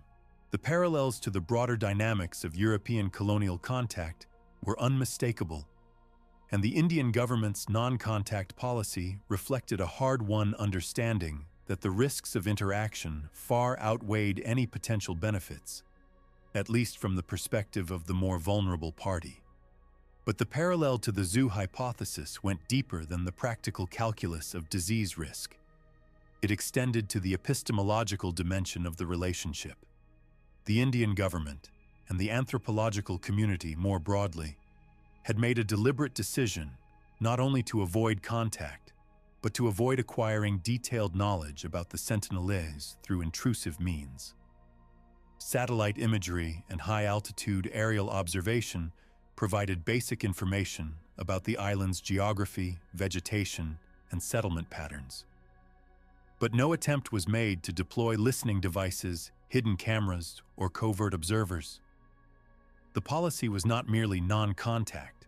It was as far as practically achievable, non-interference, a recognition that the act of observation itself, if detected, or if it influenced the observed community's behavior, constituted a form of contact. The Sentinelese were not subjects. They were autonomous agents whose right to develop on their own terms was deemed more important than the scientific or cultural value of studying them. Now scale this up. If a human government, with all the limitations and competing pressures of terrestrial politics, could arrive at a policy of genuine non-interference with respect to a small isolated community, it was not difficult to imagine that a far older, far more capable civilization might arrive at the same policy with respect to an entire developing world. The motivations would be structurally identical, protecting the observed population from the destabilizing effects of premature contact, preserving the integrity of an independent developmental trajectory, and recognizing that the rights of the observed superseded the curiosity of the observer. The methods would differ enormously in scale and sophistication, but the ethical framework would be recognizable. We had, in the Sentinelese policy, a working human example of the zoo hypothesis, proof that the concept of deliberate non-contact was not merely a theoretical construct, but an operational reality, implemented by the very species whose cosmic isolation it was meant to explain. The analogy was imperfect in important ways. The Indian government's non-contact policy was maintained by a single nation-state with limited enforcement capability, and it was frequently violated by fishermen, missionaries, and others who either did not know or did not care about the restrictions. A galactic non-contact policy would presumably require far more robust enforcement, especially over timescales measured in millennia or longer. But the analogy's imperfections did not invalidate it. They highlighted the key variables. Enforcement required authority. Authority required power asymmetry. And power asymmetry, in the context of civilizations separated by billions of years of development, was not a limiting factor. It was the defining condition. A civilization that had emerged around a star 8 billion years old and had survived to the present day would have a power advantage over humanity so total that enforcement of a non-contact policy would require no coercion at all. We would not violate the policy because we would not know the policy existed. We would not approach the boundary because we would not know there was a boundary. The zoo, if it was a zoo, would be bounded not by fences but by ignorance. And ignorance, for a sufficiently advanced architect, was the easiest barrier to construct. This raised one final question within the sociological parallel, one that proponents of the zoo hypothesis rarely addressed directly, but that lurked behind every formulation of the idea. If we were being observed, if our developmental trajectory was being monitored, if our responses to challenges, ecological, technological, existential, were being recorded by minds far older and more capable than our own, then what, if anything, would trigger contact? Was there a threshold? A test that humanity needed to pass? A milestone that would signal readiness? Or was the observation indefinite, with no endpoint, no graduation, no moment at which the glass became transparent and the watchers revealed themselves? The threshold question was not merely speculative. It had a structure, and that structure could be examined even if the answer remained unknown. If the zoo hypothesis was correct, and if the non-contact policy was contingent rather than absolute, meaning it could be lifted under certain conditions, then the nature of those conditions mattered enormously. They would define, in effect, the criteria by which a developing civilization was judged ready for inclusion in whatever community of intelligences maintained the policy. And while no one on Earth could know what those criteria were, the logic of the hypothesis itself constrained the possibilities in useful ways. The most commonly proposed threshold was technological. Perhaps contact was withheld until a civilization demonstrated the ability to travel between stars, on the theory that a species confined to a single planet was not yet a participant in galactic affairs and would be overwhelmed by the implications of contact. This had a certain intuitive appeal. Interstellar travel would represent a qualitative leap in capability, proof that a civilization had solved problems of energy production, materials science, life support, and social organization at a level that placed it in the same arena as spacefaring peers. But the argument had weaknesses. A civilization capable of interstellar travel might still be aggressive, unstable, or ecologically destructive. Technological capability was not by itself evidence of maturity. And the history of human technological development suggested that the ability to build powerful tools consistently outpaced the wisdom to use them responsibly.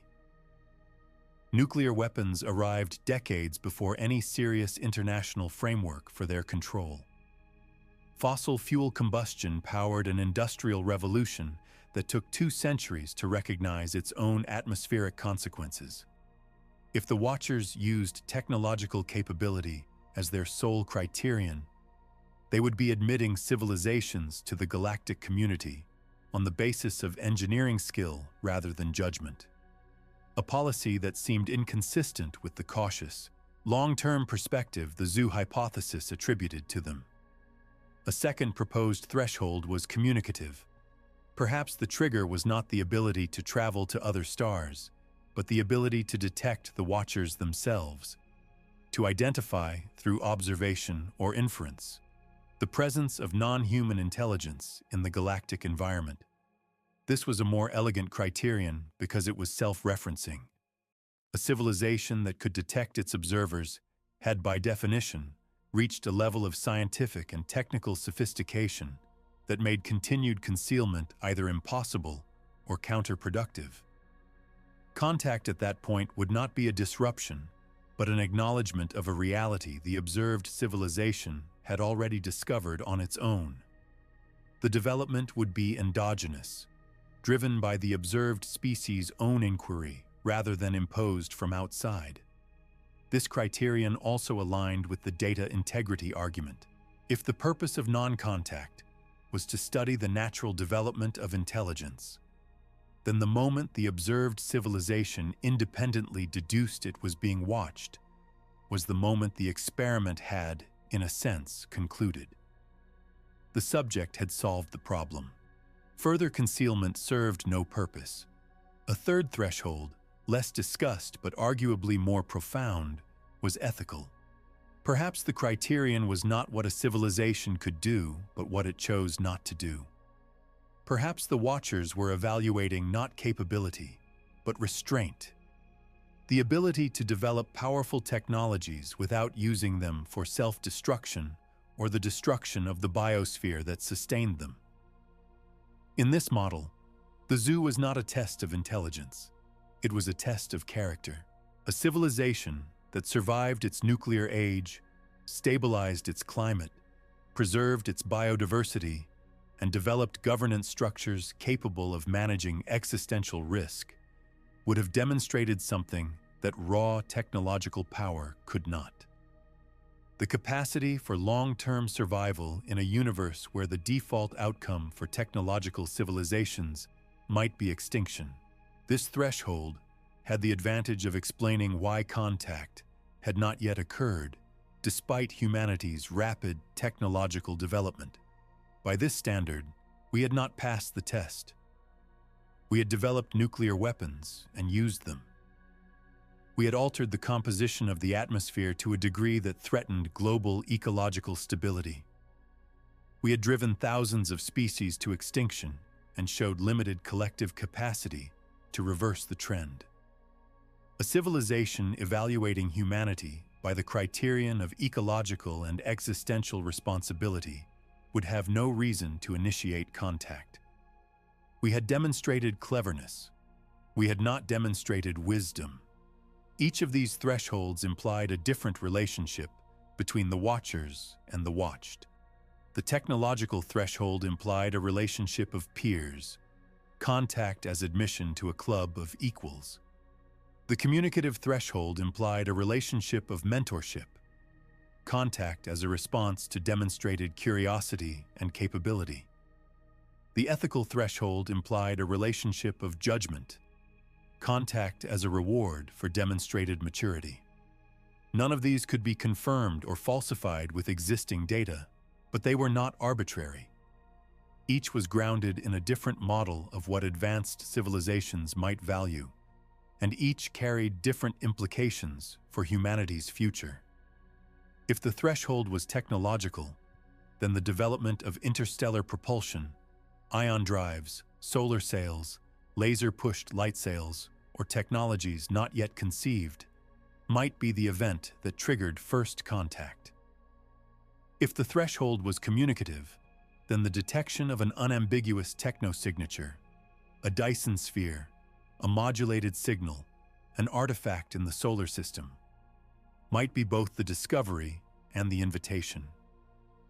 And if the threshold was ethical, then the most important thing humanity could do to prepare for contact was not to build bigger telescopes or faster rockets, but to solve the problems that threatened its own survival.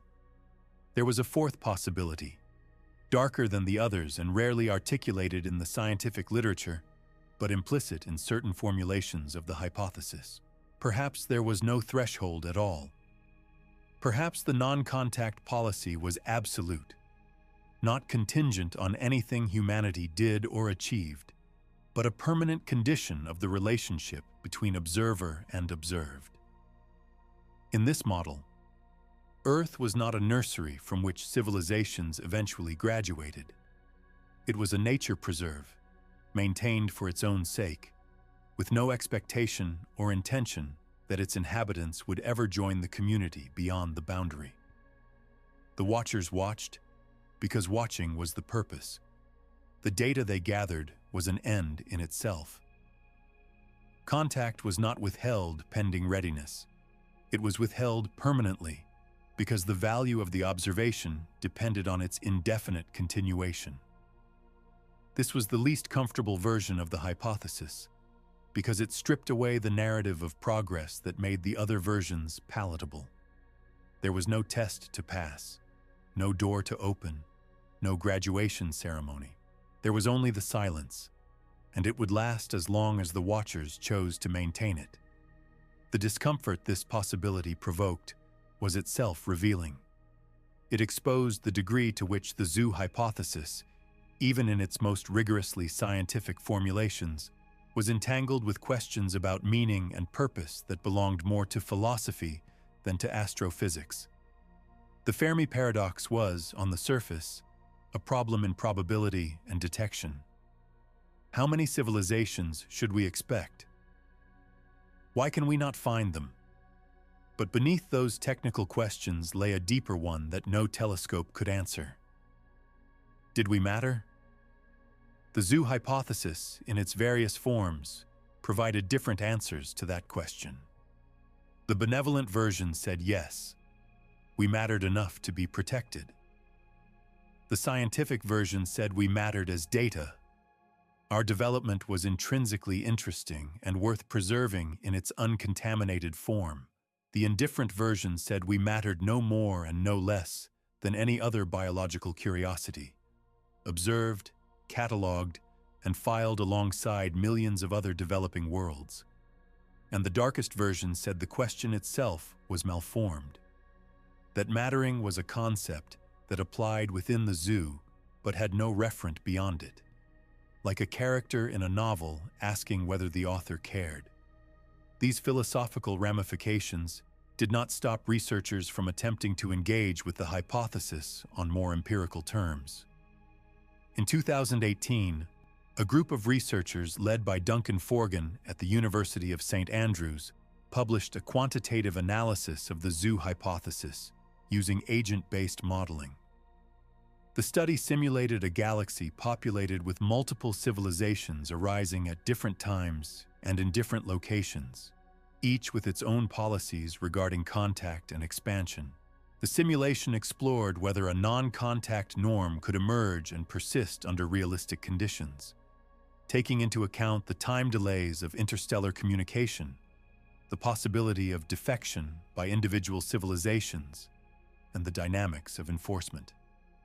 The results were mixed, but not dismissive. Under certain conditions, particularly when the earliest civilizations were sufficiently dominant and when communication between civilizations was fast enough to coordinate policy, a stable non-contact equilibrium could emerge and persist for billions of years. The model did not prove that such an equilibrium existed in the real galaxy, but it demonstrated that the zoo hypothesis was not merely a philosophical thought experiment. It was a quantitatively tractable proposition that could be modeled, parameterized, and compared against observational constraints. Forgan's work also highlighted a subtlety that was often overlooked in popular discussions of the hypothesis. The zoo did not need to be perfect. It did not require that every civilization in the galaxy obeyed the non-contact norm without exception. It required only that the norm was sufficiently well enforced, that violations were rare, brief, and ambiguous. Exactly the pattern that the history of anomalous observations seemed to suggest. A signal detected once and never repeated. An object that defied explanation and then vanished. A sensor reading from multiple instruments that could not be reconciled with known phenomena. If the zoo leaked occasionally, the leaks would look precisely like the kind of data that SETI and UAP researchers had been accumulating for decades. Provocative, inconclusive, and perpetually hovering at the edge of significance without ever crossing it. The absence of definitive proof was not, in this framework, evidence against the hypothesis. It was one of its predictions. The predictive alignment between the zoo hypothesis and the observed pattern of ambiguous evidence did not, of course, constitute proof. Alignment with data was a necessary condition for any viable hypothesis, but not a sufficient one. The critical question remained: could the hypothesis be distinguished from its competitors? Could any future observation, any conceivable dataset, separate a universe governed by the zoo hypothesis from one governed by the rare Earth explanation, or the great filter, or simple cosmic solitude? The answer depended on which version of the hypothesis you were testing and what tools you were willing to bring to bear. The most promising avenue for indirect discrimination lay in biosignature detection. Over the coming decades, a new generation of telescopes was expected to push atmospheric characterization of rocky exoplanets from the proof-of-concept stage into systematic survey territory. The European Extremely Large Telescope, with a primary mirror 39 meters in diameter, was under construction in Chile's Atacama Desert. NASA's Habitable Worlds Observatory, still in the planning phase as of the mid-2020s, was designed specifically to directly image Earth-like planets around nearby Sun-like stars and characterize their atmospheres for signs of biological activity.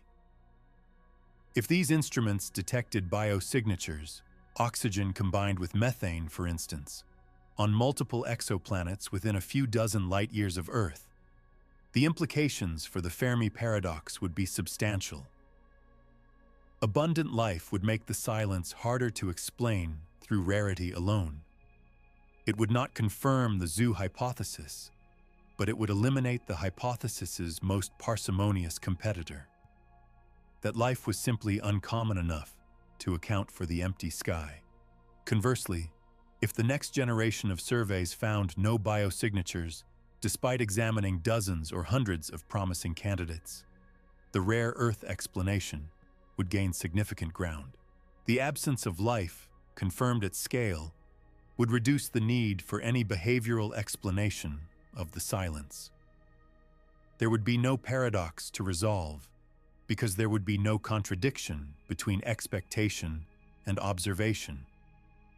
The galaxy would simply be what it appeared: a vast, chemically rich, biologically barren expanse in which Earth was a singular accident. This outcome would not disprove the zoo hypothesis. Absence of detected biosignatures could itself be an artifact of the planetarium variant, but it would reduce the hypothesis's explanatory utility to the point where invoking it became unnecessary. Between these two extremes lay the most scientifically interesting possibility: a galaxy where biosignatures were common, but technosignatures were absent. This was the scenario that most directly engaged the zoo hypothesis, because it created the exact gap the hypothesis was designed to fill. If life was everywhere but technology was nowhere to be seen, the question of why would demand an answer. The Great Filter would remain a candidate.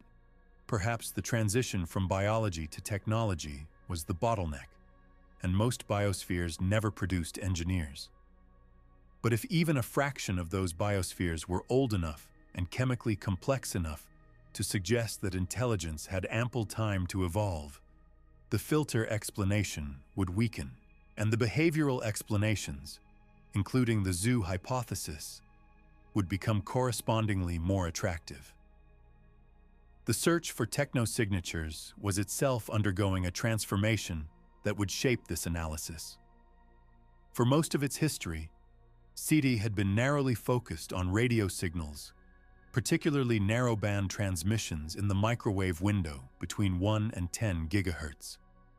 This was the so-called water hole, the frequency range between the hydrogen line at 1420 MHz and the hydroxyl line at 1665 MHz, where natural background noise was minimal and where, it was reasoned, any civilization attempting to attract attention would logically choose to broadcast. The waterhole search was elegant in its simplicity, but it rested on assumptions that were increasingly questioned. It assumed that extraterrestrial civilizations used radio. It assumed they wanted to be detected. It assumed they broadcast continuously, or at least repeatedly.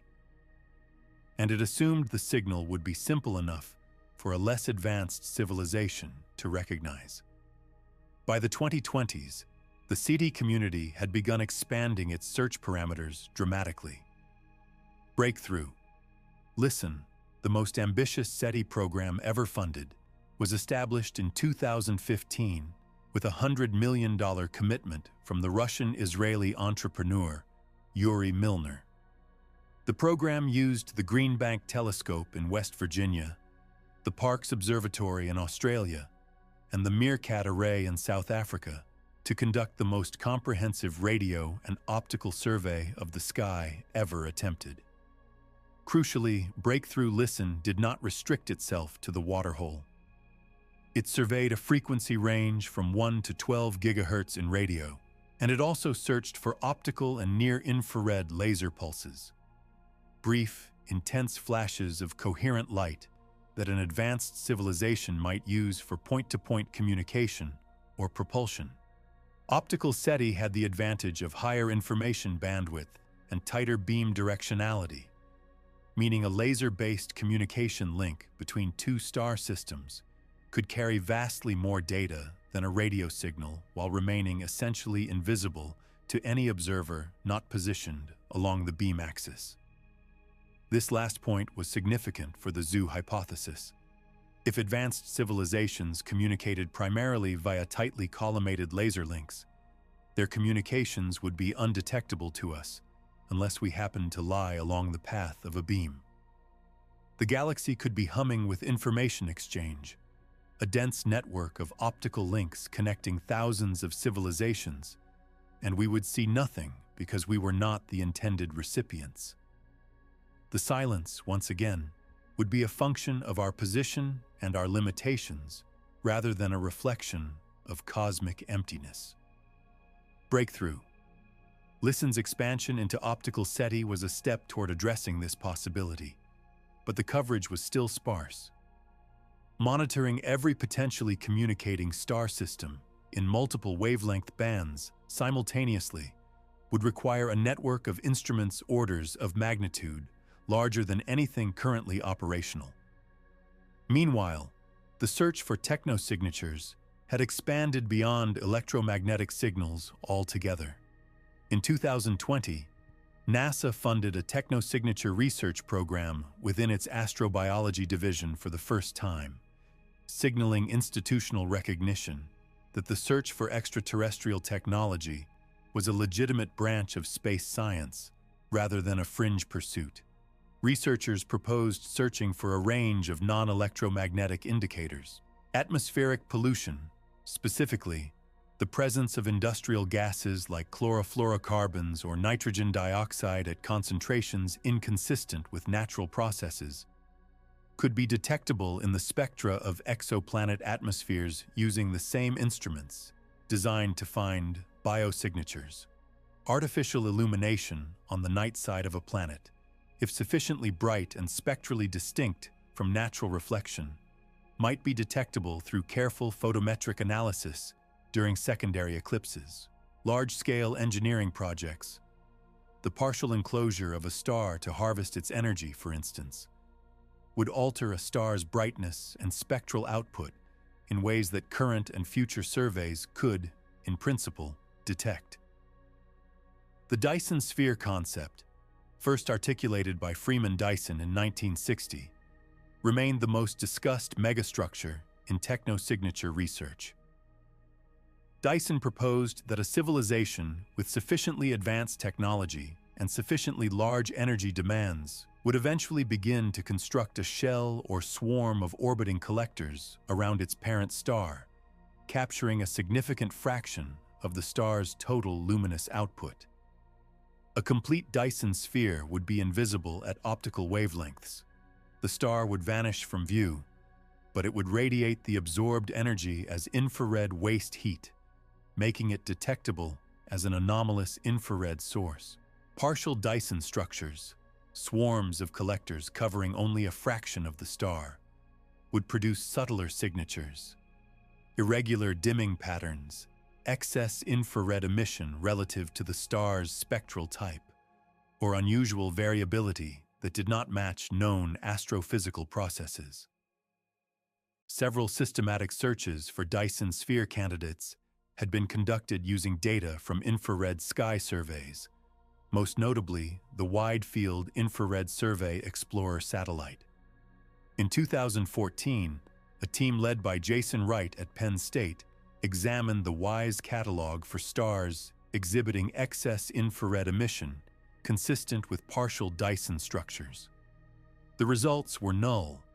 No unambiguous Dyson sphere candidates were identified among the hundreds of thousands of stars examined.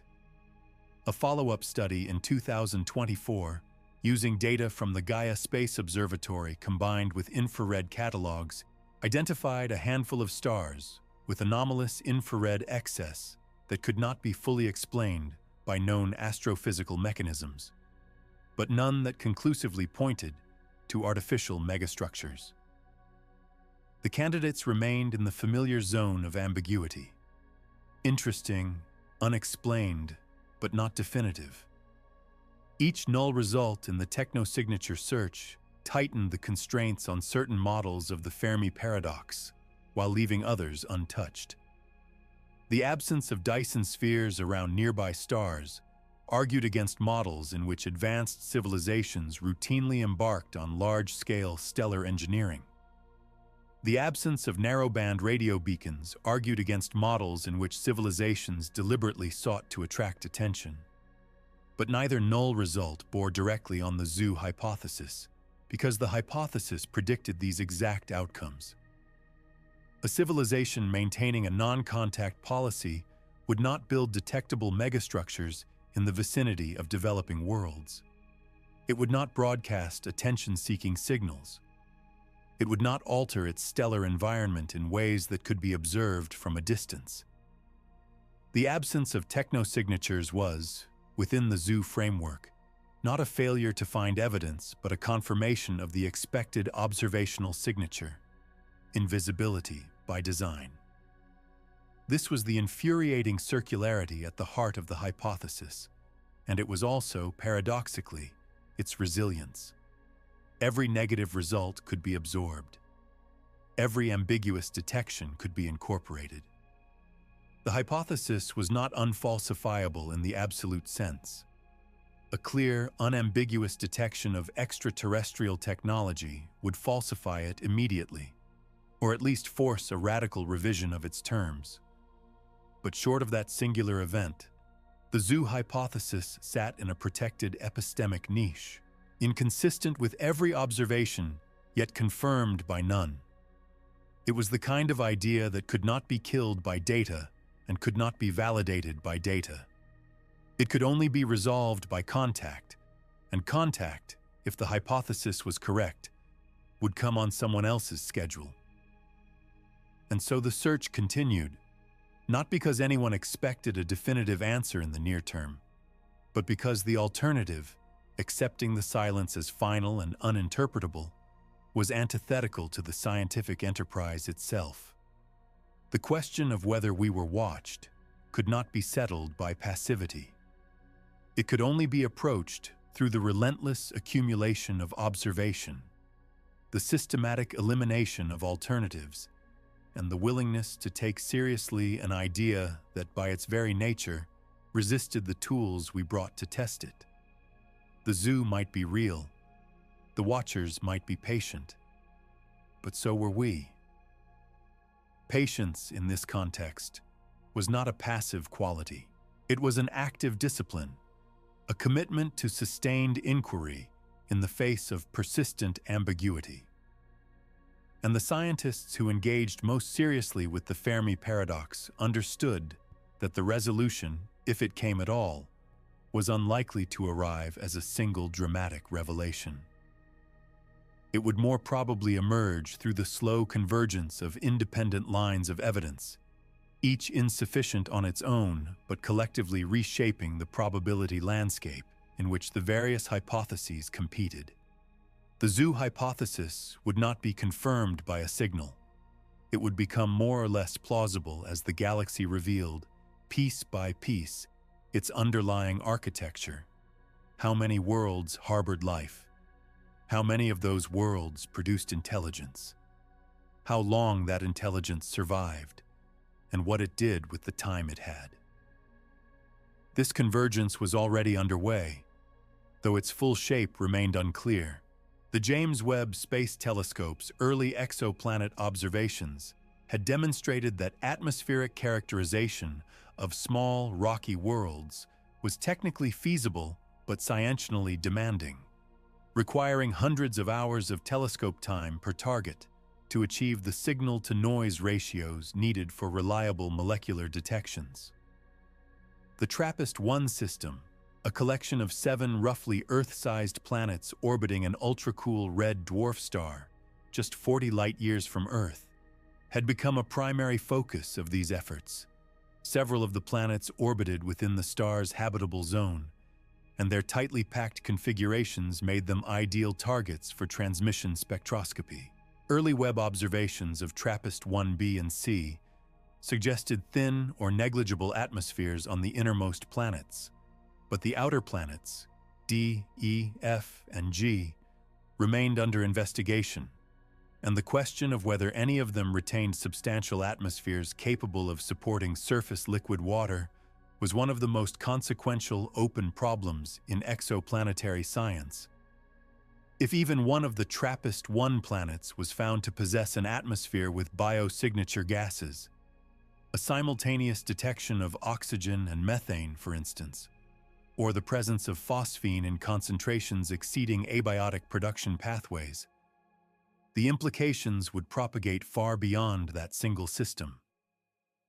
It would establish that life had arisen independently on at least 2 worlds in the same galaxy, and that the chemical pathway from prebiotic chemistry to biology was not a singular accident, but a reproducible process.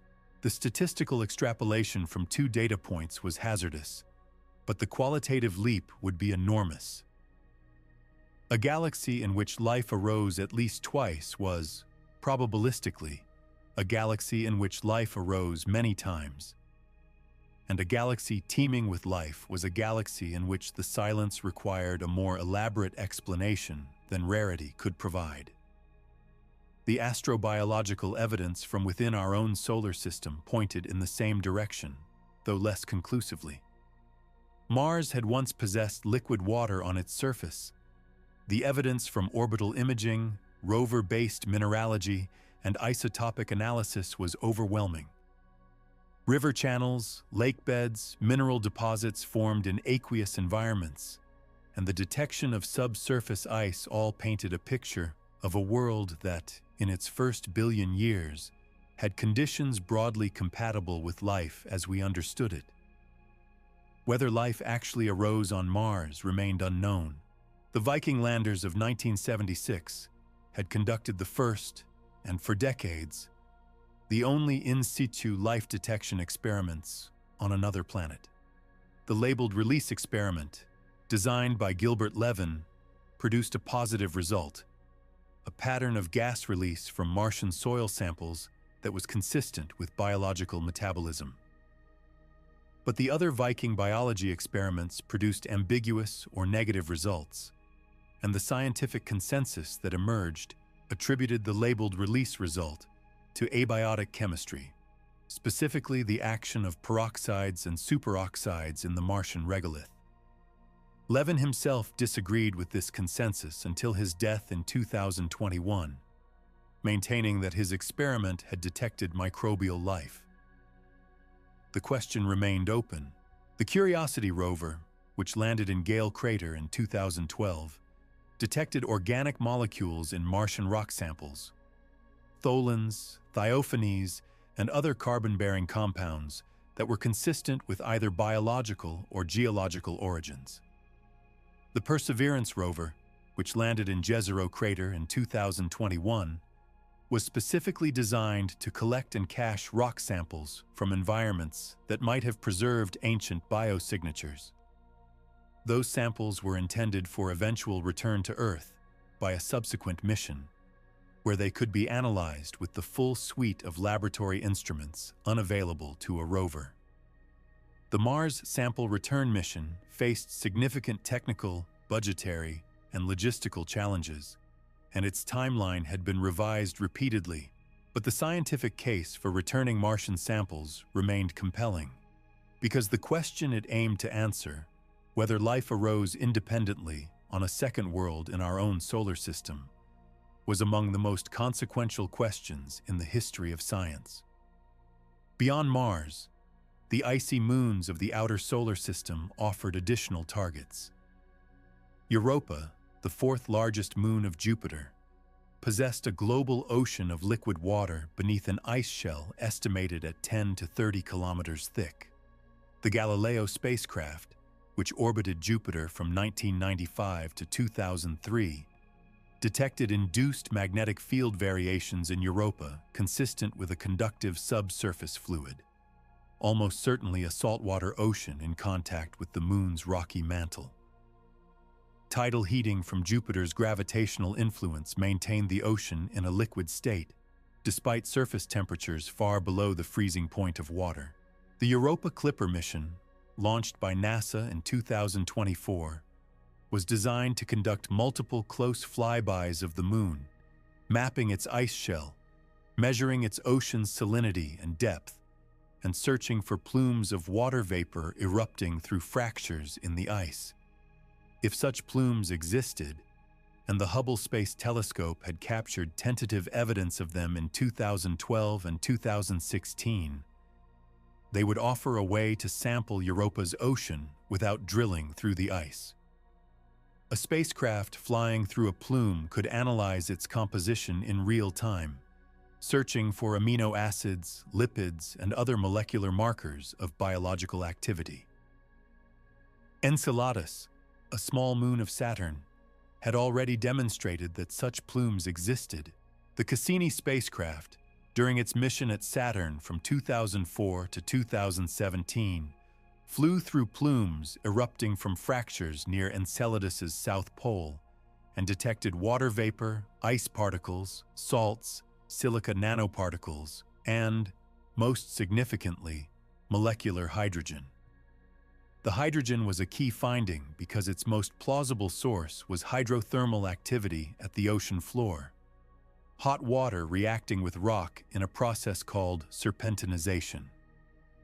On Earth, hydrothermal vents on the ocean floor supported dense ecosystems of chemosynthetic organisms, communities that derived their energy not from sunlight, but from the chemical energy of mineral-rich vent fluids. The presence of similar chemistry on Enceladus did not prove that life existed there, but it established that the Moon possessed the three fundamental requirements: liquid water, chemical energy, and the organic building blocks from which biological molecules could be assembled. Each of these findings, the exoplanet atmospheres, the Martian organics, the subsurface oceans of Europa and Enceladus, was preliminary. None constituted a detection of extraterrestrial life, but collectively, they traced a pattern that was difficult to ignore. The ingredients for life were not rare. They were distributed across the solar system and, by extension, across the galaxy, in environments far more diverse than the temperate surface of an Earth-like planet. Life, if it existed beyond Earth, might not be confined to worlds in habitable zones around sun-like stars. It might exist beneath ice shells, in subsurface aquifers, in the atmospheres of gas giants, in environments that bore no resemblance to anything in the human experience. The potential biosphere of the galaxy was vastly larger than the early SETI pioneers had imagined, and every expansion of that potential deepened the paradox that the zoo hypothesis sought to address. And this was the tension that defined the early 21st century's engagement with the Fermi question. On one hand, the accumulating evidence pointed toward a galaxy that was rich in the prerequisites for life: planets by the billions, water in abundance, organic chemistry as a default state of carbon-rich environments, energy sources that did not depend on stellar radiation. On the other hand, the accumulating evidence from SETI, from techno-signature surveys, from UAP investigations, and from solar system exploration pointed toward a galaxy that was, as far as we could determine, devoid of technological civilization. The gap between potential and detection was not closing, it was widening, and as it widened, the explanations that could fill it narrowed. Either life was common but intelligence was vanishingly rare, or intelligence was common but technology was vanishingly rare, or technology was common but short-lived, or technology was common and long-lived and present in the galaxy right now, and we were not detecting it because we were not meant to. The zoo hypothesis sat at the end of that chain of reasoning. The last explanation standing after the others had been weakened or eliminated. It was not the most parsimonious explanation. It was not the most testable. But it was the one that remained fully consistent with every piece of data the 21st century had produced. And consistency, in a field where certainty was impossible, carried its own weight. That weight was not purely scientific. It pressed against something deeper, a set of assumptions about humanity's place in the natural order that had been central to Western intellectual history for centuries, and that the zoo hypothesis, if taken seriously, thoroughly dismantled. The Copernican principle, the foundational insight of modern cosmology, held that Earth occupied no special position in the universe. We were not at the center. We were not privileged. We orbited an ordinary star in an ordinary galaxy in an ordinary region of an ordinary supercluster. This principle had been extraordinarily productive. It had guided the development of cosmology from geocentrism through heliocentrism to the modern understanding of an expanding universe with no center at all. It had underwritten the assumption, central to SETI, that what happened here, the emergence of life, the evolution of intelligence, the development of technology, could happen elsewhere, because there was nothing special about here. But the zoo hypothesis inverted the Copernican principle in a subtle and disquieting way. It did not claim that Earth was at the center of the universe. It claimed something potentially more unsettling: that Earth was known. That our specific location, our specific biosphere, our specific developmental trajectory had been identified, cataloged, and placed under deliberate observation by minds that understood what they were looking at. We were not special in the sense of being cosmically central. We were special in the sense of being cosmically interesting, a specimen, a case study, a data point in a research program conducted on scales we could barely comprehend. The Copernican principle told us we were ordinary. The zoo hypothesis told us we were ordinary and that someone had noticed. This distinction mattered because it reframed the existential questions that the Fermi Paradox had always, beneath its technical surface, been about. The paradox was never simply a problem in probability theory. It was a question about significance. When Fermi asked where everybody was, the unspoken second half of the question was, and if nobody is there, what does that say about us? The rare Earth answer said we were alone, and therefore precious. The universe's only experiment in consciousness, a flame in an otherwise dark room. The great filter answer said we were alone and therefore doomed, that the absence of others was a warning about our own future. The zoo hypothesis offered a third possibility, one that was neither lonely nor fatal, but that carried its own particular burden. It said we were not alone. It said we had never been alone. And it said that the others had decided, for reasons we might never fully understand, that we were not ready to know. The philosophical weight of that possibility was compounded by its implications for agency. If humanity was being observed, if our choices, our conflicts, our scientific discoveries, and our failures were all being monitored by an intelligence or a coalition of intelligences with the power to intervene but the policy not to, then every human action acquired a double character. It was simultaneously a free choice and a recorded datum. We were actors in our own drama and subjects in someone else's study. The decisions we made about nuclear weapons, about climate change, about artificial intelligence, about the governance of emerging technologies, all of these were ours to make, and all of them were, potentially, being evaluated. Not in the sense of divine judgment, which imposed moral obligations from above, but in the sense of empirical assessment, which simply documented what happened and compared it against whatever baseline the observers had established. This was a peculiar kind of existential condition, and it had no real precedent in human thought. Religious frameworks posited observation by a divine being, but that observation was coupled with moral instruction, reward, and punishment. The zoo hypothesis posited observation without instruction, a watcher that recorded but did not guide, that knew but did not teach, that could help but chose not to. It was, in a sense, the most alienating version of cosmic companionship imaginable. We were not alone, but we were on our own. The watchers, if they existed, had decided that our struggle was ours to resolve, that the answers we needed were ours to find, and that the cost of giving us those answers exceeded the cost of letting us fail. Whether this reflected respect or indifference depended on assumptions about the watcher's values that could not be tested from inside the zoo. The parallel to certain strands of human ethical philosophy was not accidental.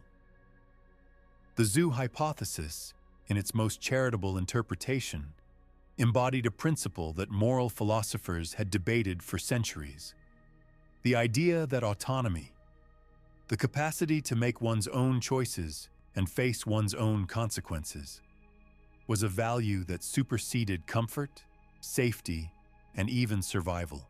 John Stuart Mill's harm principle, Immanuel Kant's categorical imperative, and the modern bioethical doctrine of informed consent all grappled with the same tension.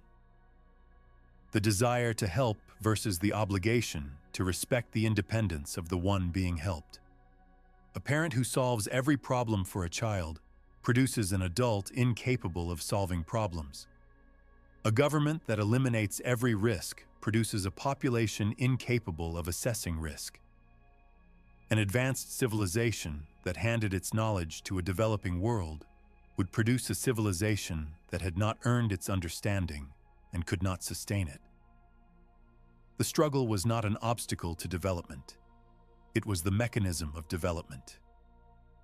Remove the struggle, and you removed the growth. This argument had a certain nobility to it, but it also had a coldness that was difficult to reconcile with the scale of suffering it implied. If the Watchers had been observing Earth for any significant period, centuries, millennia, longer, they had witnessed the full catalog of human misery.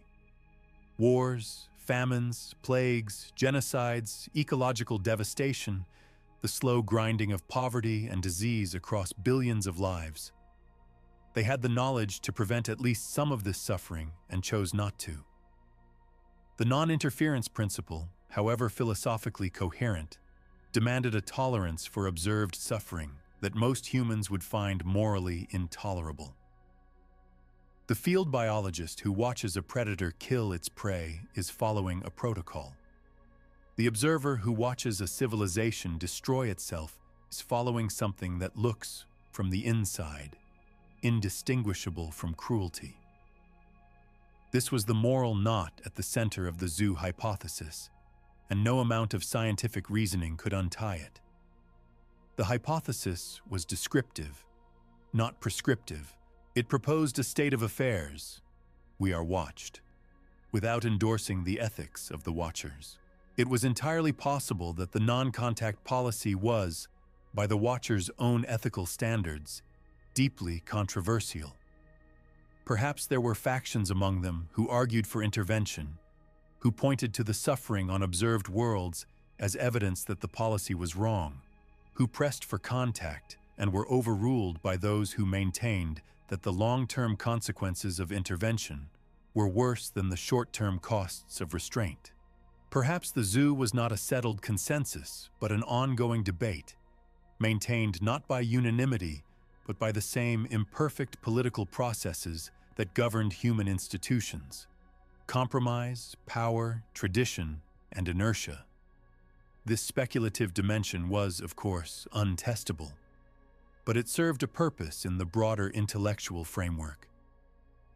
It reminded us that the zoo hypothesis was not a statement about a monolithic alien intelligence with unified goals and perfect rationality.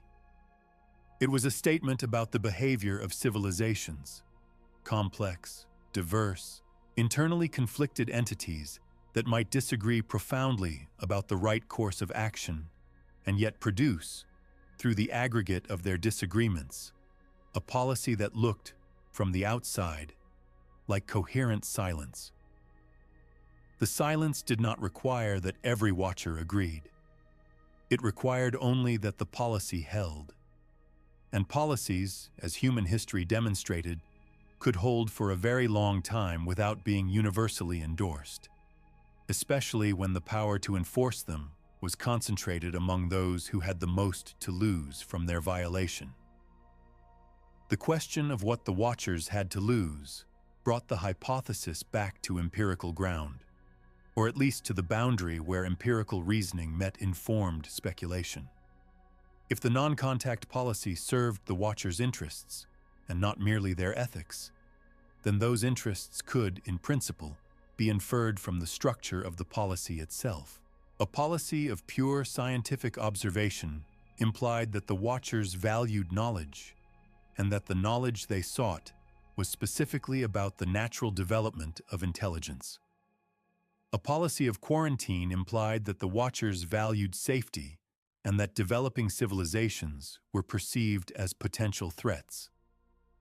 A policy of preservation implied that the Watchers valued diversity and that each independent civilization represented something irreplaceable, a unique cognitive lineage, a unique cultural trajectory, a unique solution to the problem of how minds could arise from matter and organize themselves into societies. Each of these motivations was plausible. None was exclusive. And the most likely truth, if truth could be assigned to a hypothesis this remote from testability, was that the motivation was composite. A blend of scientific curiosity, risk management, ethical principle, and values we had no framework to articulate because they arose from cognitive architectures fundamentally unlike our own. We were not just speculating about aliens. We were speculating about the inner lives of beings whose relationship to reality might differ from ours as profoundly as our relationship to reality differed from that of a coral reef. The exercise was necessarily limited by the boundaries of human imagination. But the exercise was also necessary because the alternative was to refuse to think about the most consequential question the silence posed. Not whether we were watched, but what the watching meant. What the watching meant depended ultimately on what kind of universe we inhabited. And this was where the zoo hypothesis, after threading through astrophysics, information theory, game theory, ethics, and philosophy, arrived at a question that was genuinely cosmological in scope. Not cosmological in the narrow sense of measuring the expansion rate or the density of dark matter, but cosmological in the older, broader sense. The question of what the universe was for, if it was for anything at all. The standard scientific answer, rigorously maintained since the Enlightenment, was that the universe was not for anything. It was a physical system governed by impersonal laws, and the emergence of life and intelligence within it was a contingent outcome of those laws, rather than a purpose encoded into them. This view had served science well. It had liberated inquiry from teleological assumptions and allowed researchers to study the universe as it was, rather than as they wished it to be. But the zoo hypothesis, and the broader family of ideas to which it belonged, introduced a wrinkle that purely materialist cosmology had difficulty absorbing. If intelligence was not merely an accidental byproduct of physics, but a phenomenon that older intelligences actively monitored, preserved, and perhaps cultivated, then intelligence occupied a different role in the cosmic order than the standard model acknowledged. It was not just something the universe produced, it was something the universe, through its oldest inhabitants, valued. This was not an argument for intelligent design in the theological sense. It was an argument for something more nuanced and more strange. A universe in which the emergence of intelligence was a natural process, governed by natural laws, but in which the products of that process had become, over billions of years, its stewards. The oldest civilizations, if they existed, would have had time to observe the emergence and extinction of countless biospheres. They would have accumulated a data set on the conditions under which intelligence arose, the pathways by which it developed, the failure modes by which it was lost, and the interventions, or absences of intervention, that correlated with long-term survival. They would, in effect, have become the galaxy's institutional memory, carrying knowledge that no single civilization could acquire on its own. And the decision to maintain a non-contact policy with developing worlds would be informed by that accumulated knowledge, by the observation, perhaps repeated hundreds or thousands of times, that premature contact produced worse outcomes than patient silence. The astrophysicist John Smart proposed a related idea in 2002, which he called the transcension hypothesis. Smart suggested that sufficiently advanced civilizations did not expand outward into the galaxy, as most colonization models assumed, but instead turned inward, miniaturizing their technology, increasing their computational density, and eventually compressing themselves into the smallest possible physical volume, perhaps approaching the limits set by black hole physics. In this model, advanced civilizations did not build Dyson spheres or launch colony ships. They disappeared into their own inner complexity, becoming effectively undetectable from the outside, while achieving computational capabilities that dwarfed anything possible at macroscopic scales. The transcension hypothesis explained the Fermi Paradox by proposing that advanced civilizations were present in the galaxy but invisible, not because they were hiding, but because their mode of existence had no macroscopic signature. Smart's hypothesis intersected with the zoo hypothesis at a critical point. If the oldest civilizations had transcended into inner space, their capacity to observe the external universe would not necessarily have diminished. A civilization operating at the computational limits of physics could, in principle, monitor entire stellar neighborhoods through passive observation, intercepting photons, gravitational waves, neutrinos, and other information carriers without emitting anything detectable in return. Such a civilization would be the ultimate watcher, omnipresent in its observational reach, invisible in its physical footprint, and operating on timescales that made human history look like a single frame in a film that had been running for billions of years. The zoo, in this framework, was not maintained by spacecraft or sensor networks. It was maintained by minds so compressed and so capable that the distinction between observation and existence had become meaningless. This was speculative in the extreme, and no working scientist would mistake it for an empirically grounded claim. But it performed a valuable function in the intellectual ecosystem surrounding the Fermi Paradox. It demonstrated that the space of possible explanations for the silence was far larger than most popular discussions acknowledged.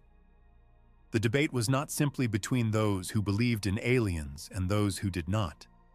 It was a multidimensional landscape of hypotheses, each with its own assumptions about physics, biology, technology, sociology, and cognition, and each consistent with the same observational data: an empty sky.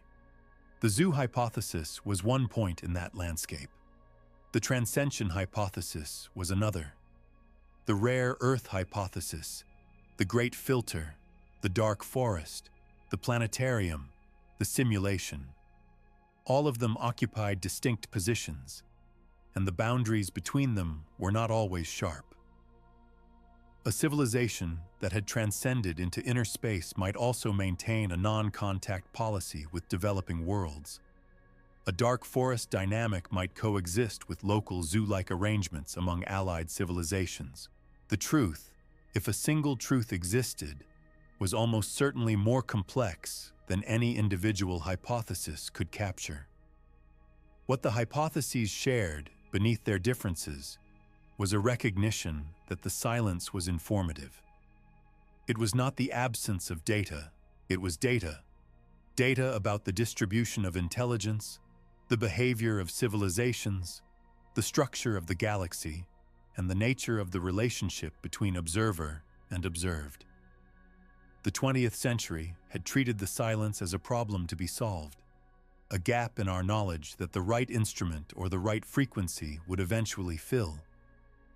The 21st century was beginning to treat it as a phenomenon in its own right, something to be studied not by searching harder for signals, but by understanding more deeply what the absence of signals could mean. This shift in perspective had practical implications.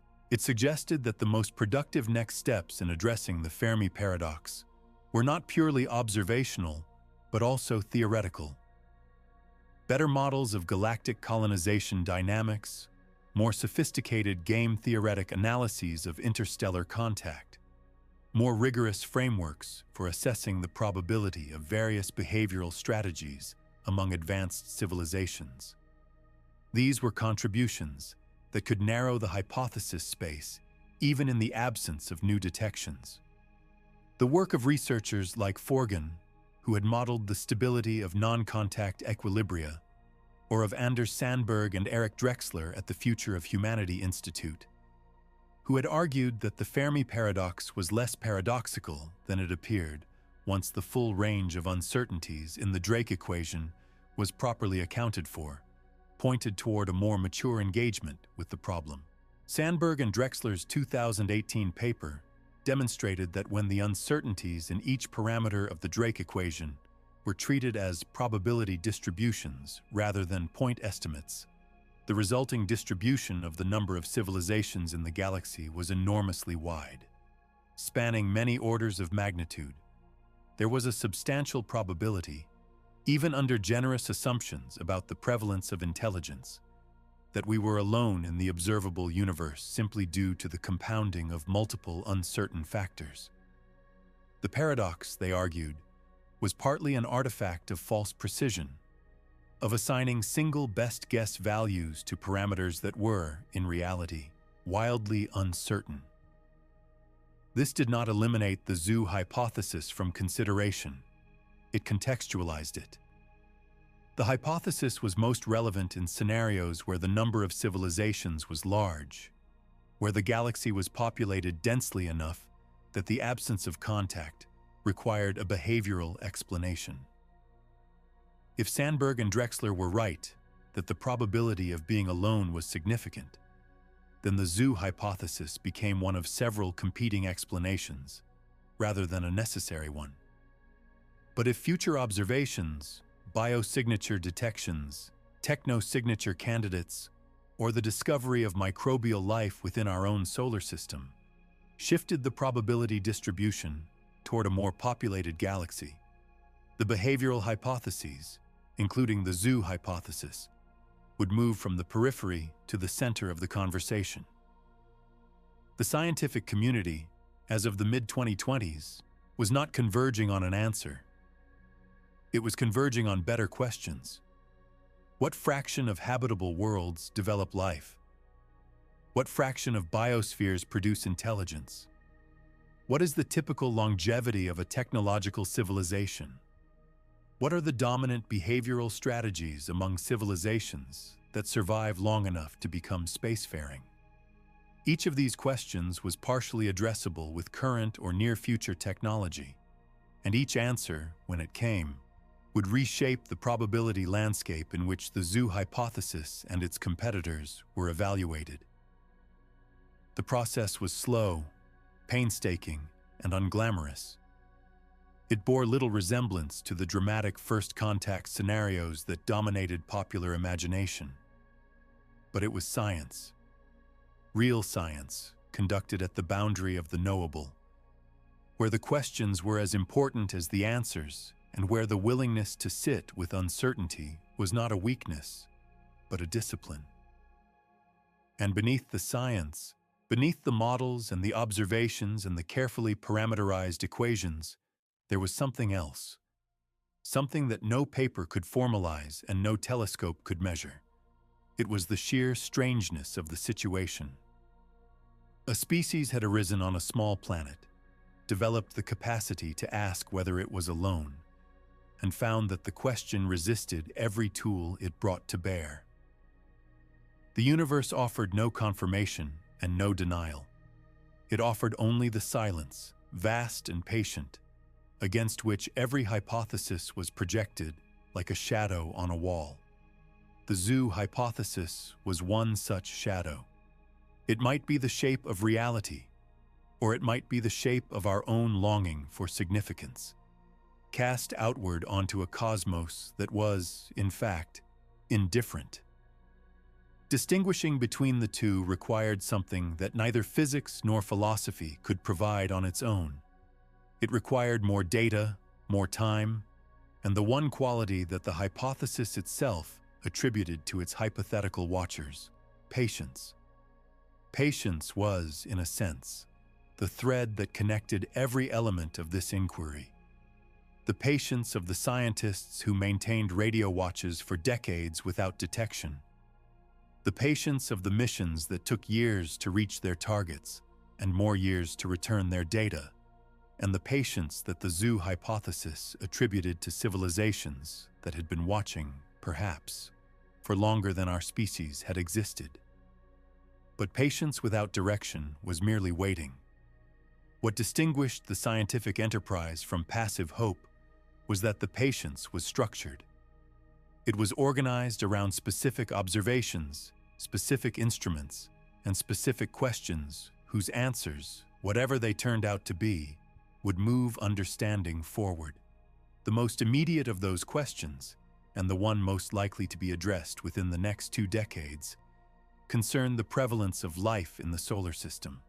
The Europa Clipper mission, having launched in 2024, was expected to begin its primary science operations in Jupiter orbit by the early 2030s. Its instrument suite included an ice-penetrating radar capable of probing the structure of Europa's ice shell, a mass spectrometer designed to analyze the composition of surface materials and any plume ejecta, and a magnetometer to refine measurements of the subsurface ocean's depth and salinity. The mission would not land on Europa. It would not drill through the ice, but it would determine, with far greater precision than any previous observation, whether the conditions beneath Europa's surface were compatible with biology, and whether material from the ocean was accessible on the surface or in erupted plumes where a future mission could sample it directly. Enceladus, despite its smaller size and more remote location, remained in many ways the more promising target for near-term life detection. The Cassini mission had already demonstrated that the moon's plumes contained the key ingredients for life, and that sampling those plumes was technically straightforward. The spacecraft had flown through them multiple times. A dedicated Enceladus mission, equipped with modern mass spectrometry capable of detecting amino acids at parts per billion concentrations, could search for the molecular signatures of life with a sensitivity that Cassini's instruments never approached. Several such missions had been proposed, including the Enceladus Orbilander concept, studied by Johns Hopkins Applied Physics Laboratory, which envisioned an orbiter that would also land near one of the active fractures to collect plume fallout directly from the surface. Funding and scheduling remained uncertain, but the scientific case was compelling enough that some form of return mission to Enceladus was considered likely within the next 2 to 3 decades. On Mars, the campaign faced considerable challenges.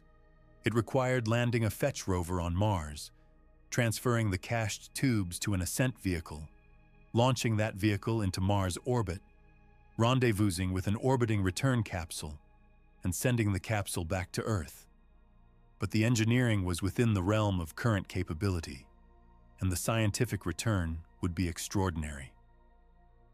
A positive detection of past life on Mars, unambiguous microbial fossils, or organic molecules with the isotopic ratios and structural complexity characteristic of biology, would transform the Fermi Paradox overnight. It would establish that life had arisen independently on 2 planets within a single stellar system, implying that the process was not a 1,000,000,000-to-1 accident, but a routine chemical outcome in environments where liquid water persisted. The statistical extrapolation to the galaxy would be immediate and staggering. If life arose twice in one solar system, it almost certainly arose billions of times across the Milky Way. The rare Earth explanation would collapse. The great filter, if it existed, would have to lie somewhere beyond the origin of life, at the transition to multicellular complexity, or the emergence of intelligence, or the survival of technology. And the behavioral explanations for the silence, including the zoo hypothesis, would vault from speculative to serious. A negative result would be informative in a different way. If Mars, despite having had liquid water and suitable chemistry for hundreds of millions of years, never produced life, that would suggest the origin of life was harder than optimists assumed. It would not prove that life was rare in the galaxy. A sample size of 2 was still vanishingly small, but it would shift the probability distribution in a direction that made the silence less paradoxical. The zoo hypothesis would remain logically possible, but less necessary. The simplest explanation for an empty sky would regain its force. Perhaps there was nobody out there because the step from chemistry to biology was a bottleneck that most worlds never passed. Between these two outcomes, confirmation of extraterrestrial life and the continued absence of it, the scientific community would navigate by the same methods it had always used: observation, analysis, peer review, and the incremental refinement of models against data. The process would not be fast. Sample return from Mars, if it proceeded on the most optimistic timeline, would deliver materials to Earth no earlier than the mid-2030s. Europa Clipper's primary mission would span several years of flybys. An Enceladus life detection mission, if approved, would not arrive at Saturn until the late 2030s or 2040s. The answers, when they came, would come slowly, but they would come with the authority of direct measurement, and they would narrow the space of viable explanations for the silence in ways that no amount of theoretical modeling could achieve alone. While planetary science pursued these targets within the solar system, the search for intelligence beyond it was entering a new phase of its own. The next generation of radio and optical SETI surveys would benefit from advances in both instrumentation and data processing that were transforming the field from a needle-in-a-haystack search into something more systematic. Machine learning algorithms, trained on synthetic datasets of potential signal morphologies, were being deployed to sift through the petabytes of data generated by modern radio telescopes. These algorithms could identify patterns that human analysts might miss: transient signals, complex modulations, or correlations between observations at different frequencies or different times. They could also, critically, flag false positives more reliably, reducing the rate at which natural phenomena were mistaken for artificial signals. The application of artificial intelligence to SETI data analysis did not guarantee detection, but it raised the effective sensitivity of existing surveys by extracting more information from the same raw data. The expansion of observational capability was accompanied by an expansion of conceptual scope.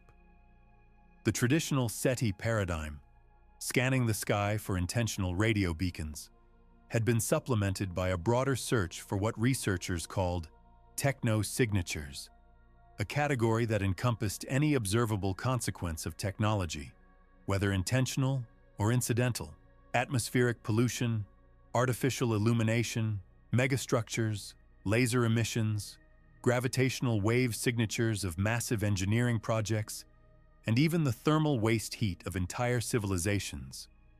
All of these fell within the techno-signature framework, and each required its own observational strategy and its own set of instruments. The breadth of this new approach reflected a hard-won lesson from 6 decades of null results. If the search had not found what it was looking for, perhaps it was not looking for the right thing. The signal, if it existed, might not resemble anything SETI had been designed to detect.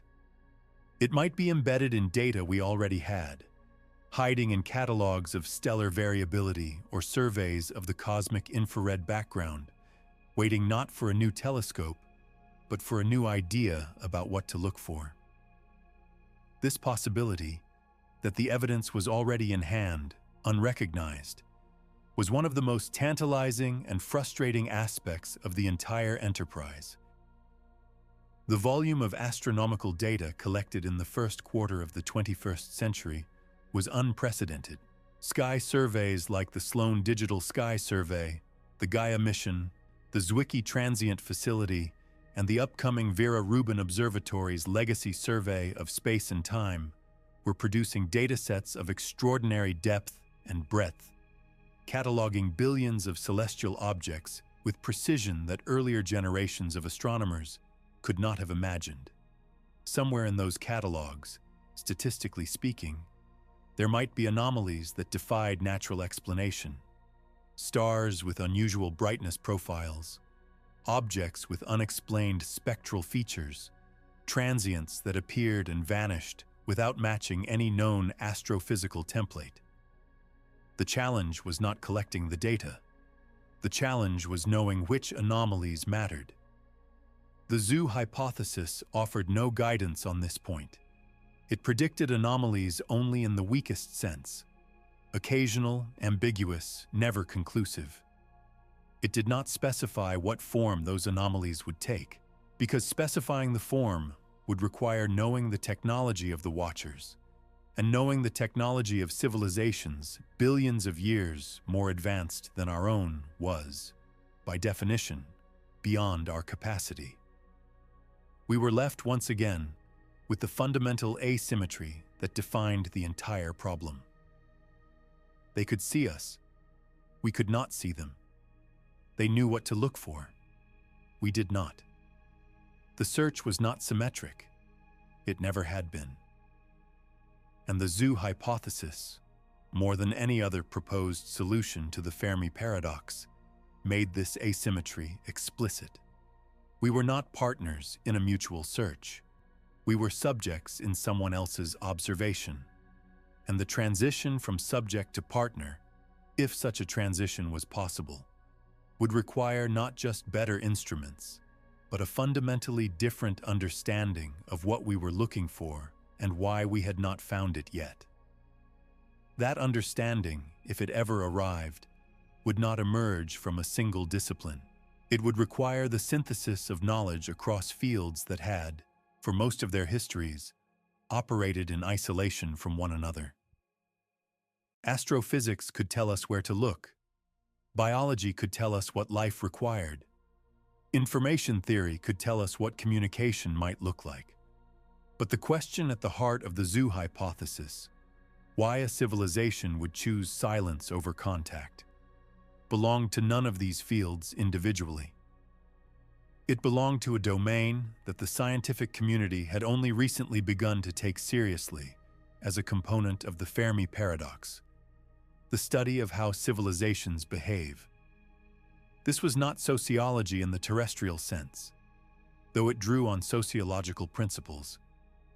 It was an attempt to reason about the behavioral tendencies of entities whose cognitive architecture, cultural history, and motivational structures were entirely unknown. The challenge was immense, but it was not without footholds. Certain constraints applied regardless of the specific nature of the intelligence involved. Any civilization that had survived for millions of years had, by definition, solved the problem of existential risk. It had navigated the transition from a species capable of self-destruction to one that had chosen, effectively and durably, not to self-destruct. That fact alone carried implications. A civilization that had survived its own capacity for annihilation had developed governance structures, decision-making processes, and value systems robust enough to manage technologies of existential power over geological timescales. It had achieved a form of stability that no human institution had yet demonstrated, and the characteristics of that stability, whatever they were, would shape its behavior toward younger civilizations in ways that were at least partially inferable. One inference was that such a civilization would be conservative, not conservative in any political sense, but conservative in the deeper sense of prioritizing long-term outcomes over short-term gains. A civilization that had survived for 1 billion years had done so by avoiding catastrophic mistakes, and the surest way to avoid catastrophic mistakes was to change things slowly and intervene rarely. Contact with a developing world was, by any measure, a high-stakes intervention. Its consequences were unpredictable, irreversible, and potentially destabilizing, not only for the contacted civilization, but for the broader galactic order. A conservative civilization would approach such a decision with extreme caution, and the default position of extreme caution was inaction. Do not contact. Do not interfere. Observe, record, and wait. The bias toward inaction was not cowardice or indifference. It was the survival strategy of an entity that had learned, over timescales we could barely conceptualize, that the universe punished recklessness and rewarded restraint. A second inference concerned the relationship between knowledge and intervention. A civilization with millions of years of observational data on the development of intelligence across multiple worlds would possess something that no human institution had ever had: a statistical basis for predicting the outcomes of contact. It would know, not from theory but from repeated observation, what happened when advanced civilizations contacted primitive ones. It would know which forms of contact produced stable integration and which produced collapse. It would know whether there were developmental stages that could not be safely bypassed, and whether there were critical periods during which interference was especially harmful. This knowledge would not make the contact decision easy, but it would make it informed, and an informed decision, backed by a large dataset of prior cases, would be far more likely to err on the side of caution than a decision made in ignorance.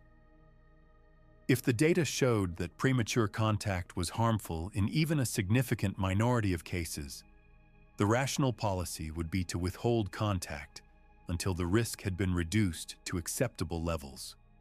However, the Watchers defined acceptable.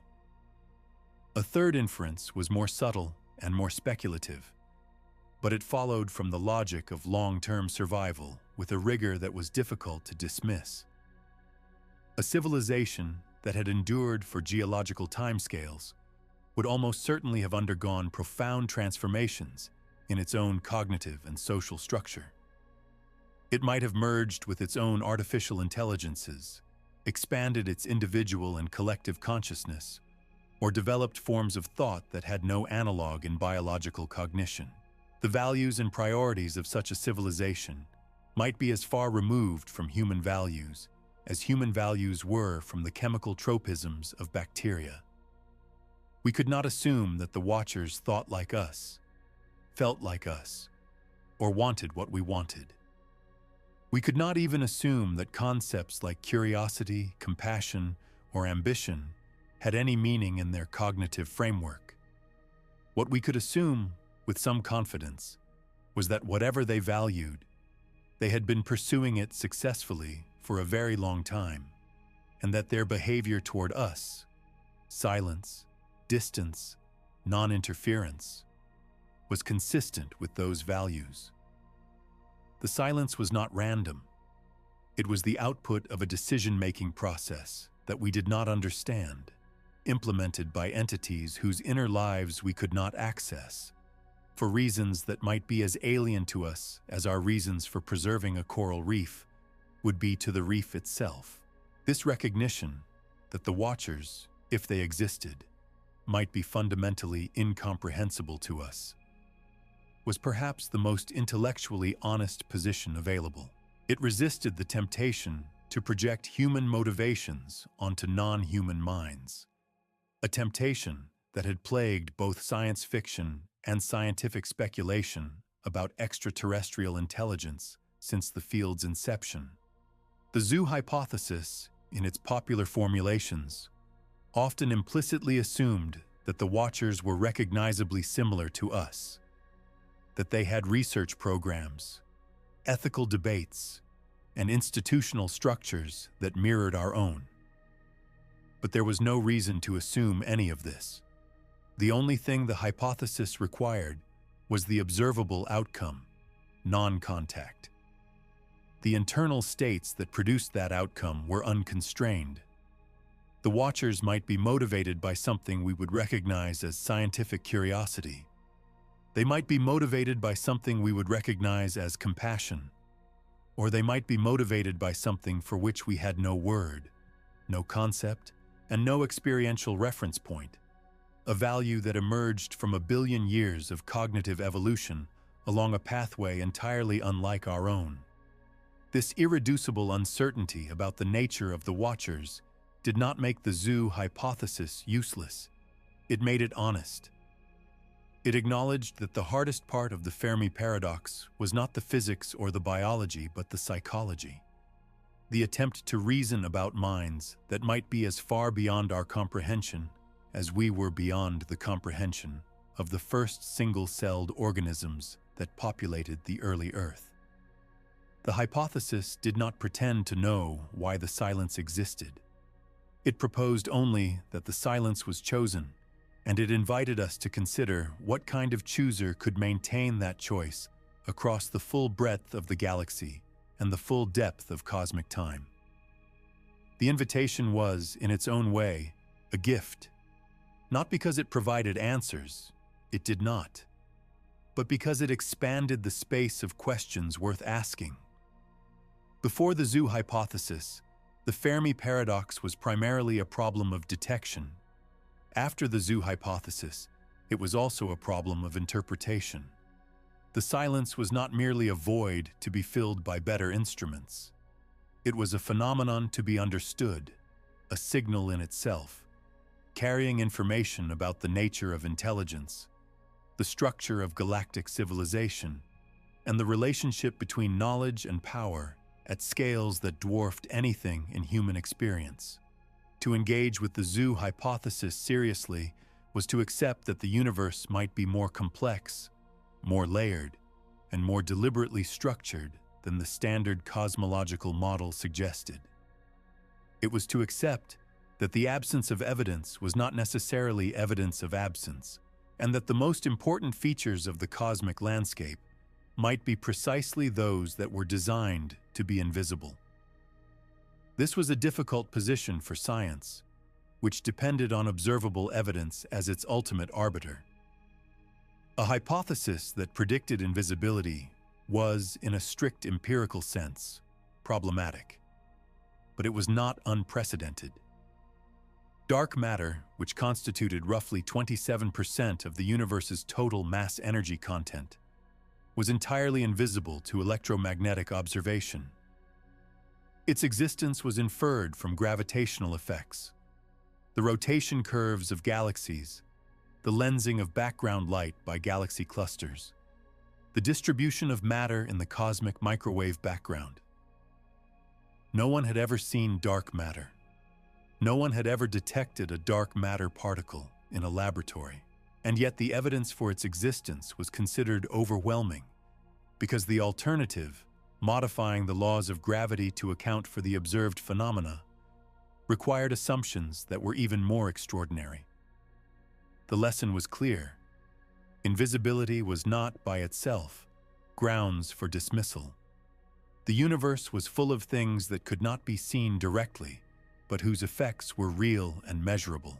The question was whether the zoo hypothesis produced effects that were similarly detectable. Not the watchers themselves, but the consequences of their presence. The gravitational shadow of an intelligence that had shaped the galaxy's informational landscape as surely as dark matter had shaped its physical one. No one had identified such effects with any confidence. But the search, like everything else in this story, was young. Humanity had been aware of the Fermi Paradox for less than a century. It had been conducting systematic searches for extraterrestrial intelligence for barely 60 years. It had possessed the technology to characterize exoplanet atmospheres for less than a decade. On the timescales relevant to the zoo hypothesis, millions of years, billions of years, the entire history of human inquiry was a blink.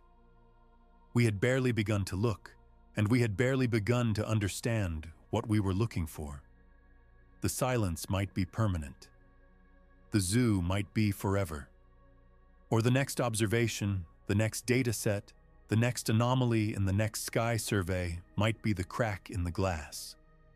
The moment when the watched became aware of the watchers, and the longest experiment in the galaxy entered a new phase.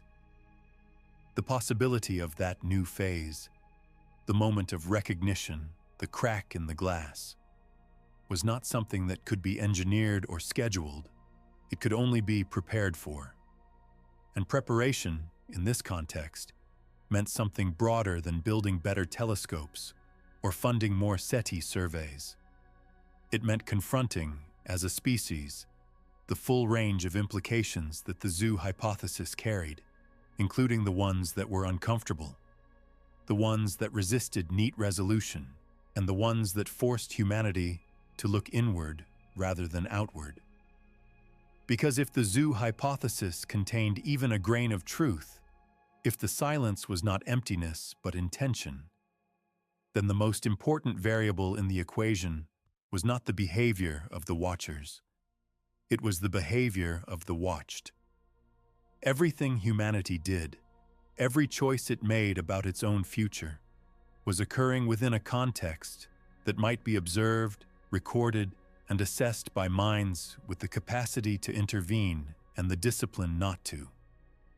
This did not mean that human actions were being judged in a moral sense, though some versions of the hypothesis allowed for that interpretation. It meant that human actions were data.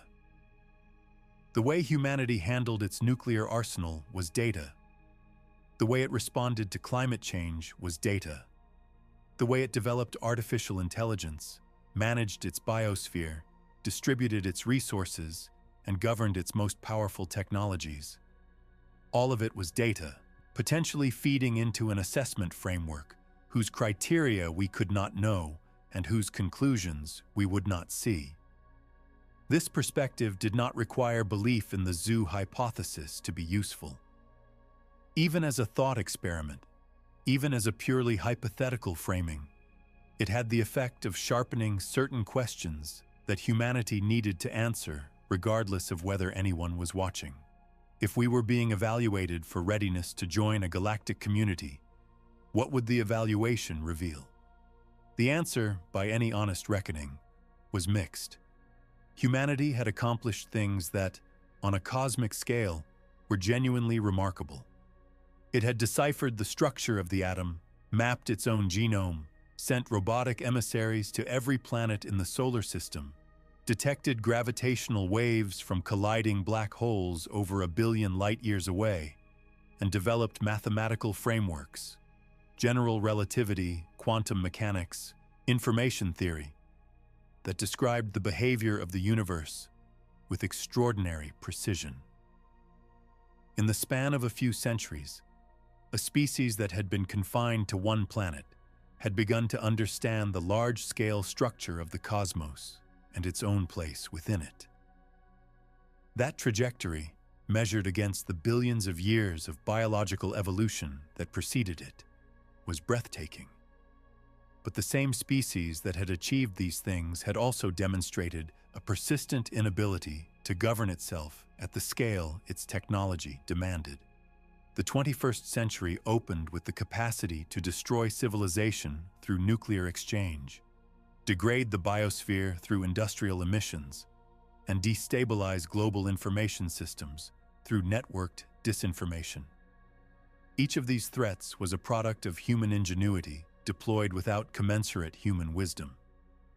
The nuclear arsenal, maintained by multiple nations in configurations designed for rapid launch, represented a standing existential risk that had persisted for over 70 years without resolution.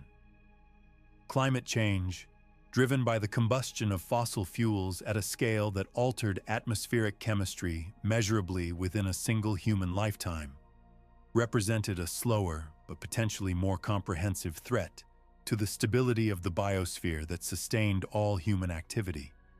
The development of artificial intelligence, accelerating through the 2020s at a pace that outstripped regulatory and ethical frameworks, introduced a new category of risk whose contours were not yet fully understood. A watcher evaluating humanity's readiness for contact, if readiness was even the relevant criterion, would see a species of extraordinary potential and extraordinary fragility. A species that could detect the cosmic microwave background, but could not agree on how to manage its own atmosphere. A species that could sequence the genome of every organism on its planet, but could not prevent the accelerating extinction of those organisms. A species that had developed the mathematics to understand stellar nucleosynthesis, but had not developed the governance structures to prevent the misuse of nuclear fission. The gap between capability and coordination was not a minor flaw. It was the defining feature of humanity's current developmental stage, and it was precisely the kind of feature that a long-lived civilization, one that had observed this pattern before in other developing worlds, might identify as the critical variable determining whether a species survived its technological adolescence or did not. This was not a counsel of despair, it was a diagnostic. And like any diagnostic, its value lay not in the discomfort it produced, but in the clarity it provided. If the zoo hypothesis was even partially correct, then the silence was not a wall. It was a mirror. It reflected back at humanity the image of a species that had not yet demonstrated, at a collective level, the qualities that long-term survival required. Not because those qualities were absent, they were visible in every act of scientific cooperation, every international treaty, every instance of collective action in the face of shared threat. But because they were inconsistent, they flickered. They appeared in response to crisis and faded when the crisis passed. They had not yet become the default mode of human civilization, the baseline rather than the exception. The zoo hypothesis, read this way, was less a statement about aliens than a statement about us. It proposed that the universe was not indifferent to the emergence of intelligence, but that it, or its oldest inhabitants, had adopted a posture of conditional engagement, waiting for developing civilizations to meet some standard that we could only guess at. Whether that standard was technological, ethical, communicative, or something entirely outside our conceptual vocabulary, the implication was the same. The ball was in our court. The silence was not a punishment or a neglect. It was a space in which humanity could become whatever it was going to become, without external interference, without shortcuts, and without rescue. What we did with that space was up to us, and this, perhaps, was the deepest resonance of the zoo hypothesis, not as a scientific proposition, but as a narrative frame. It told a story in which the silence was not the end, but the beginning. Not an answer, but a question, directed at us with the full weight of a galaxy that might be watching. The story did not have a conclusion, because the conclusion had not yet been written. It was being written now, in every laboratory and every legislature, in every act of discovery and every failure of will, in every telescope pointed at the sky, and every decision made about the future of the only technological civilization we knew for certain existed. The opening premise of this inquiry was a simple one. What if aliens are watching humanity without interfering? The question sounded speculative. It sounded like the stuff of late-night conjecture, of science fiction, of thought experiments untethered from empirical ground. But the deeper one traveled into it, through the mathematics of the Drake equation, the silence of 6 decades of SETI, the billions of habitable worlds revealed by Kepler and TESS, the atmospheric biosignatures just now coming within reach, the anomalies that flickered at the edge of detection, the game-theoretic models and the sociological parallels and the philosophical implications. The less speculative it became, not because the evidence confirmed it, but because the evidence did not exclude it, and because the alternatives, one by one, had proven less durable than they first appeared. The silence remained. It had been there before we had ears to hear it, and it would be there after we stopped listening, if we stopped listening. But the zoo hypothesis asked us not to stop. It asked us to consider that the silence might have a source, that the emptiness might have an architecture, and that the question Fermi asked over lunch in 1950, "Where is everybody?" might have an answer that was not about distance or probability or time, but about choice. Their choice. And ultimately, ours. Because if the glass was one way, and if something was watching from the other side, then the only thing we controlled was what they saw when they looked. The science we pursued, the futures we built, the kind of civilization we chose to become in the space the silence gave us. That space was not empty.